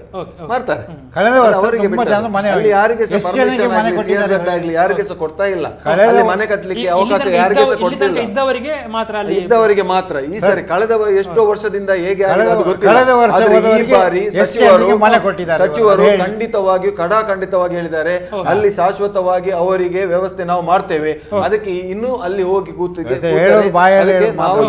ಅಲ್ಲ ಅಂತ ಖಂಡಿತವಾಗಿ ಕಳೆದ ಬಾರಿ ಸ್ಥಳಾಂತರ ಮಾಡಿದ ಎಷ್ಟು ಮನೆ ಮಾಡಿದ್ದೀರಿ? ಯಾರಿಗೆ ಕಳೆದ ಬಾರಿ ಸ್ಥಳಾಂತರ ಮಾಡಿದಂತ ಎಷ್ಟು ಮಂದಿ ಈಗ ಅಲ್ಲಿ ಬೇರೆ ಮನೆಗಳಲ್ಲಿ ನಿಮ್ಮ ಸರ್ಕಾರದಿಂದ ಮಾಡಿಕೊಟ್ಟಿದೆ?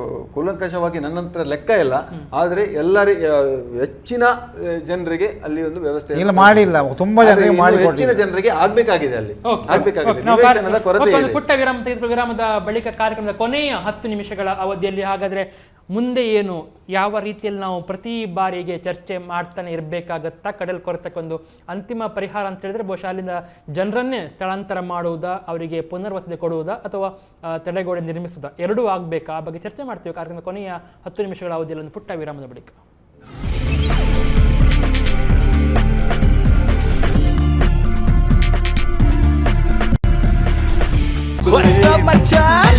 ನಮ್ಮ ಟಿವಿ ಫೇಸ್ಬುಕ್ ಪೇಜ್ ನ ಲೈಕ್ ಮಾಡಿ, ಯೂಟ್ಯೂಬ್ ಚಾನೆಲ್ ನ ಸಬ್ಸ್ಕ್ರೈಬ್ ಮಾಡಿ. ನಮ್ಮ ಎಲ್ಲಾ ಯೂಟ್ಯೂಬ್ ವಿಡಿಯೋ ಅಪ್ಡೇಟ್ಸ್ಗೆ ಬೆಲ್ ಐಕಾನ್ ಕ್ಲಿಕ್ ಮಾಡಿ. ನಮ್ಮ ಟಿವಿ ಕರಾವಳಿ ಕರ್ನಾಟಕದ ನಾಡಿಮಿಡಿತ.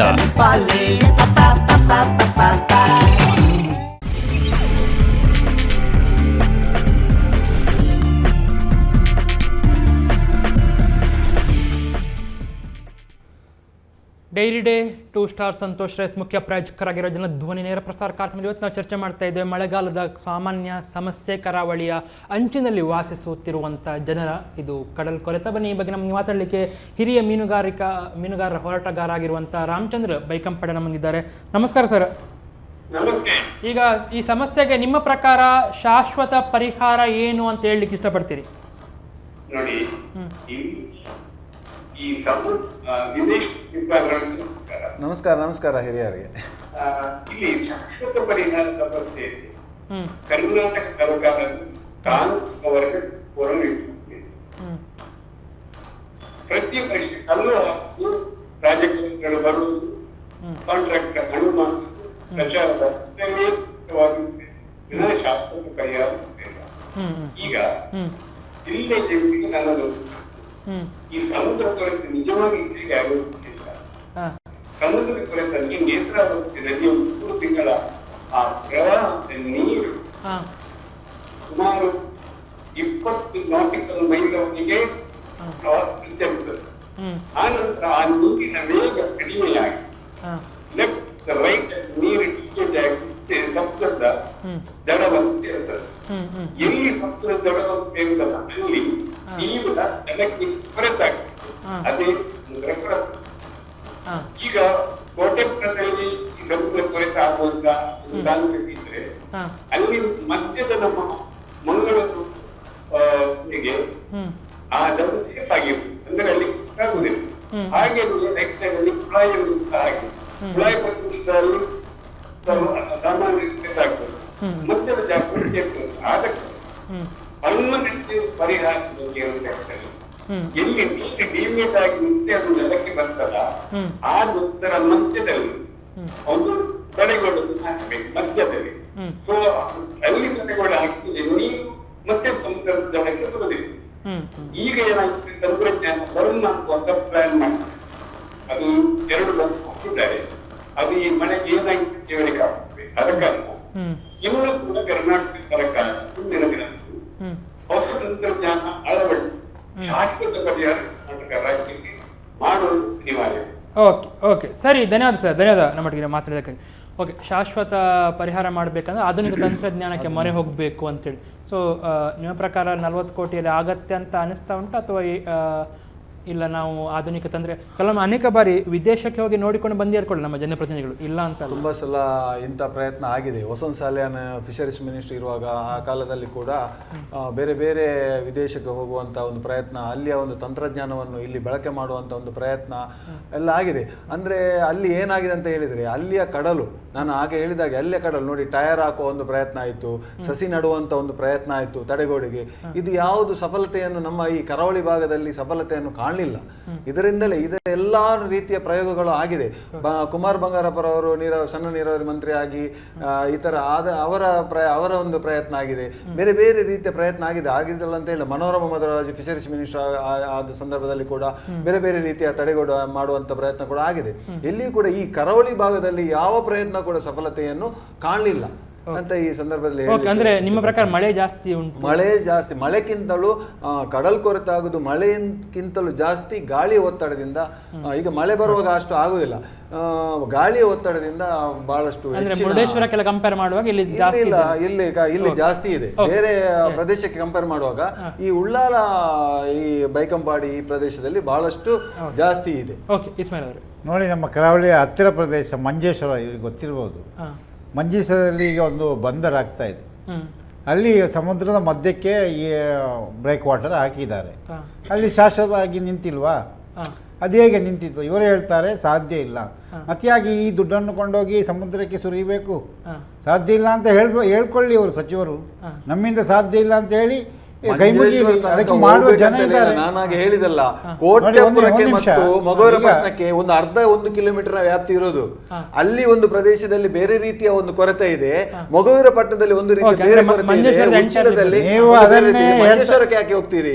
ಒಂದು 1 ಕಿಲೋಮೀಟರ್ಗೆ ಬೇರೆ ಬೇರೆ ತರದ ಕೊರತೆ ಇದೆ, ಒತ್ತಡ ಇದೆ, ಸುಳಿ ಇದೆ.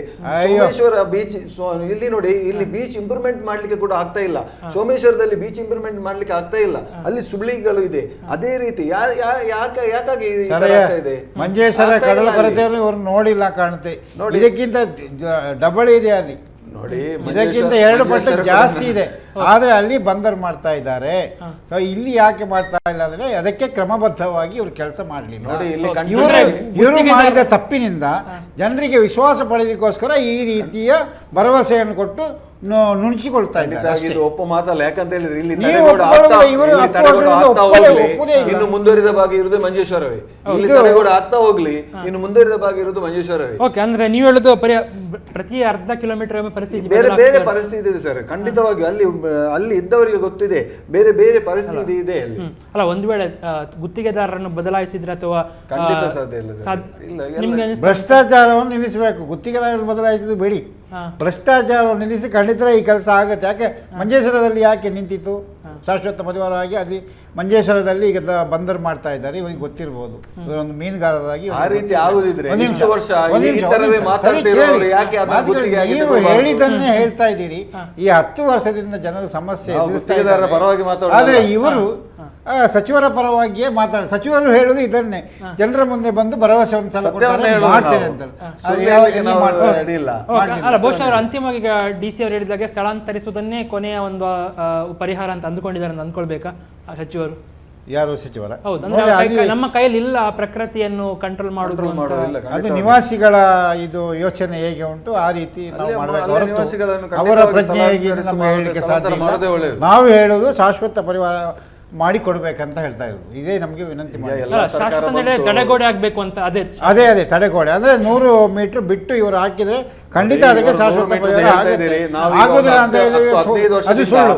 ಬಹಳ ಹತ್ತಿರ, ಅದು ಸುಳ್ಳು. 10-15 ವರ್ಷದಿಂದ ಅಲ್ಲಿ ಯಾಕೆ ಆಗುದಿಲ್ಲ? ಮಾರ್ಗದಿಂದ ರಸ್ತೆಯಿಂದ ಸಮುದ್ರ ಬದಿಗೆ ಹೋಗ್ಲಿಕ್ಕೆ 15 ನಿಮಿಷ ಬೇಕಿತ್ತು.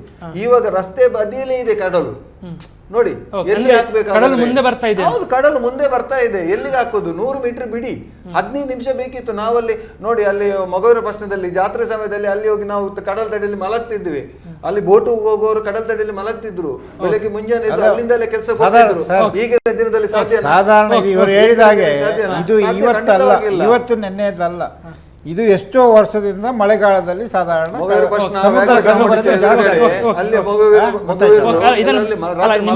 ಇದಕ್ಕೆ ಪರಿಹಾರ ಅಂತ ಹೇಳಿದ್ರೆ, ಇವರು ಶಾಶ್ವತ ಪರಿಹಾರ ಮಾಡಬೇಕಾದ್ರೆ ಬಿಡುಗಡೆಯಾದ ದುಡ್ಡನ್ನು ಅಲ್ಲಿಗೆ ಕ್ರಮಬದ್ಧವಾಗಿ ಖರ್ಚು ಮಾಡಿ ಶಾಶ್ವತ ಪರಿಹಾರ ಮಾಡಬೇಕು. ಖಂಡಿತ ಮಾಡಿದರೆ ಅದು ನಿಮಗೆ ಗ್ಯಾರಂಟಿ ಇದೆ. ಅದು ಮಾಡ್ತಾ ಇಲ್ಲ. ಅಲ್ಲಿ ಬರುವ ಹಣದಲ್ಲಿ ಪಾಲು ಹೋಗ್ತಾ ಇದೆ, ಖಂಡಿತ ಹೋಗ್ತಾ ಇದೆ ಅಂತ ನಾನು ಹೇಳ್ತಾ ಇದ್ದೀನಿ. ಓಕೆ, ಕೊನೆಯದಾಗಿ ಕಾರ್ಯಕ್ರಮ ಅಂತಿಮ ಭಾಗಕ್ಕೆ ದಿನೇಶ್ ಕುಂಪಲ್ ಅವರೇ ಕೊನೆಯದಾಗಿ ಏನು ಹೇಳ್ತೀರಿ? ಮತ್ತೆ ಇಸ್ಮೇಲ್ ಅವತ್ತು ಬರ್ತೇನೆ.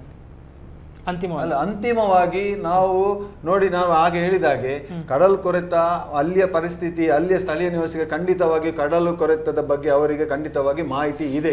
ಅದನ್ನು ಅರಿತುಕೊಂಡು ಈ ಒಂದು ಒತ್ತಡದ ಸಮಯದಲ್ಲಿ ಸ್ಥಳಾಂತರ ಮಾಡಿ ಮುಂದಾನ ಜೀವವನ್ನು ಕಾಪಾಡಿ ಮುಂದಿನ ಜನಾಂಗಕ್ಕೆ ಒಂದು ಒಳ್ಳೆ ಒಂದು ಅವಕಾಶ ಕೊಡುವ ಒಂದು ಅವಕಾಶ ಮಾಡಿಕೊಡ್ಬೇಕು.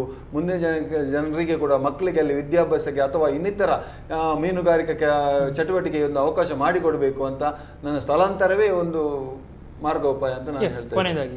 ಕೊನೆಗೆ ನಾನು ಹೇಳ್ತಾ ಇದ್ದೆ, ಅಲ್ಲಿ ಸ್ಥಳೀಯ ನಿವಾಸಿಗಳ ಹತ್ರ ಕೇಳಿ, ನೀವು ಸ್ಥಳಾಂತರಗೊಳ್ಳುತ್ತೀರಾ ಅಂತ ಕೇಳಿ ಅವರ ಅನುಮತಿ ಸಿಕ್ಕಿದರೆ ಮಾತ್ರ ಸ್ಥಳಾಂತರ ಮಾಡ್ಬೋದು ಹೊರತು, ಇಲ್ಲಾಂದರೆ ಶಾಶ್ವತ ಪರಿವಾರಕ್ಕೆ ಅನುದಾನ ಬಂದಿದೆ ಅಂತ ಇವರೇ ಒಪ್ಪಿಕೊಳ್ತಾ ಇದ್ದಾರೆ ಸರ್, ಯಾರು ಇವರು. ಆಮೇಲೆ ಈ ಶಾಶ್ವತ ಪರಿವಾರ ಮಾಡಿಕೊಳ್ಬೋದು. ಯಾಕೆ ಇನ್ನೂ ಮನೆ ಹೋದವರಿಗೆ, ಸಮುದ್ರದ ಹತ್ತಿರದಲ್ಲಿದ್ದರೂ ಮನೆ ಹೋದವರಿಗೆ 9 ಕರೆಯಲ್ಲಿ ನಾನು ಹೇಳಿದೆ, ಇವರೇ ಒಪ್ಕೊಂಡಿದ್ದಾರೆ 360 ಮನೆ ಬಂಗಾರಪ್ಪನವರ ಪೀರಿಯಡಲ್ಲಿ ಮಾಡಿದ್ದು. ಅದು ವೇಸ್ಟ್, ಅದನ್ನು ಡೆಮಾನ್ಸ್ಟ್ರೇಟ್ ಮಾಡಿ ಅದು ಈ 41 ಮನೆ ಹೋಗಿದ್ದಲ್ಲ ಅವರಿಗೆ ಮಾಡಿ ಕೊಡಲಿ. ಕಳೆದ ವರ್ಷ ಹೋದವರಿಗೆ ಎಷ್ಟು ಜನರಿಗೆ ಮಾಡಿ ಕೊಟ್ಟಿದ್ದಾರೆ ಅಂತ ಕೇಳಿ ಇವರು ಉತ್ತರ ಮಾಡಲಿಲ್ಲ, ಮಾಡಿ ಕೊಡಲಿಲ್ಲ. ಅವರೀಗ ಬೀದಿ ಪಾಲಾಗಿದ್ದಾರೆ. ಇದು ನಮ್ಮ ಒಂದು ಶಾಸಕರಾಗಿ ಸಚಿವರಾಗಿ ಈ ರೀತಿ ಜನರ ಒಂದು ಕಣ್ಣೀರನ್ನು ಸುರಿಸುವುದಕ್ಕಿಂತ ಕ್ರಮಬದ್ಧವಾಗಿ ಇವರು ಮಾಡಿಕೊಟ್ರೆ, ಶಾಶ್ವತ ಪರಿಹಾರ ಮಾಡಿಕೊಟ್ರೆ ಒಳ್ಳೆಯದಂತ ನನಗೆ ಅನಿಸ್ತದೆ. ಎಸ್. ಸೊ 2-3 ಪಾಯಿಂಟ್ಗಳು ಬೇರೆ ಬೇರೆ ಆಯಾಮಗಳಿವೆ. ಒಂದು, ಪ್ರಕೃತಿಯನ್ನು ಅಫ್ಕೋರ್ಸ್ ನಾವು ಎಸ್ಟಿಮೇಟ್ ಮಾಡಲಿಕ್ಕೆ ಸಾಧ್ಯನೇ ಇಲ್ಲ. ಎರಡನೇದು, ಒಂದಿಷ್ಟು ವೈಜ್ಞಾನಿಕವಾಗಿ ಆಧುನಿಕವಾಗಿ ಯೋಚನೆ ಮಾಡಿ ಇದಕ್ಕೆ ಪರಿಹಾರವನ್ನು ಕಂಡುಕೊಳ್ಳಲಿಕ್ಕೆ ಸಾಧ್ಯ ಇದೆ, ಬರುವಂಥ ಅನುದಾನವನ್ನು ಸಮರ್ಪಕವಾಗಿ ಬಳಸೋದು. ಮೂರನೇದಾಗಿ, ಅಲ್ಲಿ ಯಾರಾದರೂ ತಟದಲ್ಲಿ ವಾಸ ಮಾಡ್ತಾ ಇದ್ದರೆ ಅವರನ್ನು ಒಂದಿಷ್ಟು ದೂರಕ್ಕೆ ಸುರಕ್ಷಿತ ಪ್ರದೇಶಕ್ಕೆ ವಾಸಕ್ಕೆ ಶಿಫ್ಟ್ ಮಾಡೋದು, ಇದು ಮೂರನೇ ಪರಿಹಾರ. ಬಹುಶಃ ಯಾವುದನ್ನು ಸಚಿವರು ಮೊದಲಿಗೆ ಗಣನೆ ತೆಗೆದುಕೊಂಡು ಕೆಲಸ ನಿರ್ವಹಿಸ್ತಾರೆ ಅನ್ನೋದು ಬಹುಶಃ ಬರೋ ದಿನ ಗೊತ್ತಾಗದು ಅಂತ ಹೇಳ್ತಾ, ನಮ್ಮೊಡನೆ ಮಾತನಾಡಿರುವಂಥ ಗಣ್ಯರಿಗೆ, ಕರೆ ಮಾಡಿರುವಂಥ ವೀಕ್ಷಕರಿಗೆ ಮತ್ತು ಕಾರ್ಯಕ್ರಮಕ್ಕೆ ಬಂದು 1 ಗಂಟೆಗಳ ಅವಧಿಯಲ್ಲಿ ತಮ್ಮ ಅಭಿಪ್ರಾಯ ಮಂಡಿಸಿರುವಂಥ ಟಿ ಇಸ್ಮಾಯಿಲ್ ಮತ್ತು ದಿನೇಶ್ ಕುಂಪಲ್ ಅವರಿಗೆ ನಮ್ಮ ಟಿವಿಯ ಪರವಾಗಿ ಆತ್ಮೀಯ ಧನ್ಯವಾದ. ಇದು ಇವತ್ತಿನ ಜನಧ್ವನಿ. ನಾಳೆ ರಾತ್ರಿ 7:40 ಜನಧ್ವನಿ ನೇರ ಪ್ರಸಾರದಲ್ಲಿ ಮತ್ತೆ ಭೇಟಿಯಾಗೋಣ. ನಮಸ್ಕಾರ, ಶುಭರಾತ್ರಿ.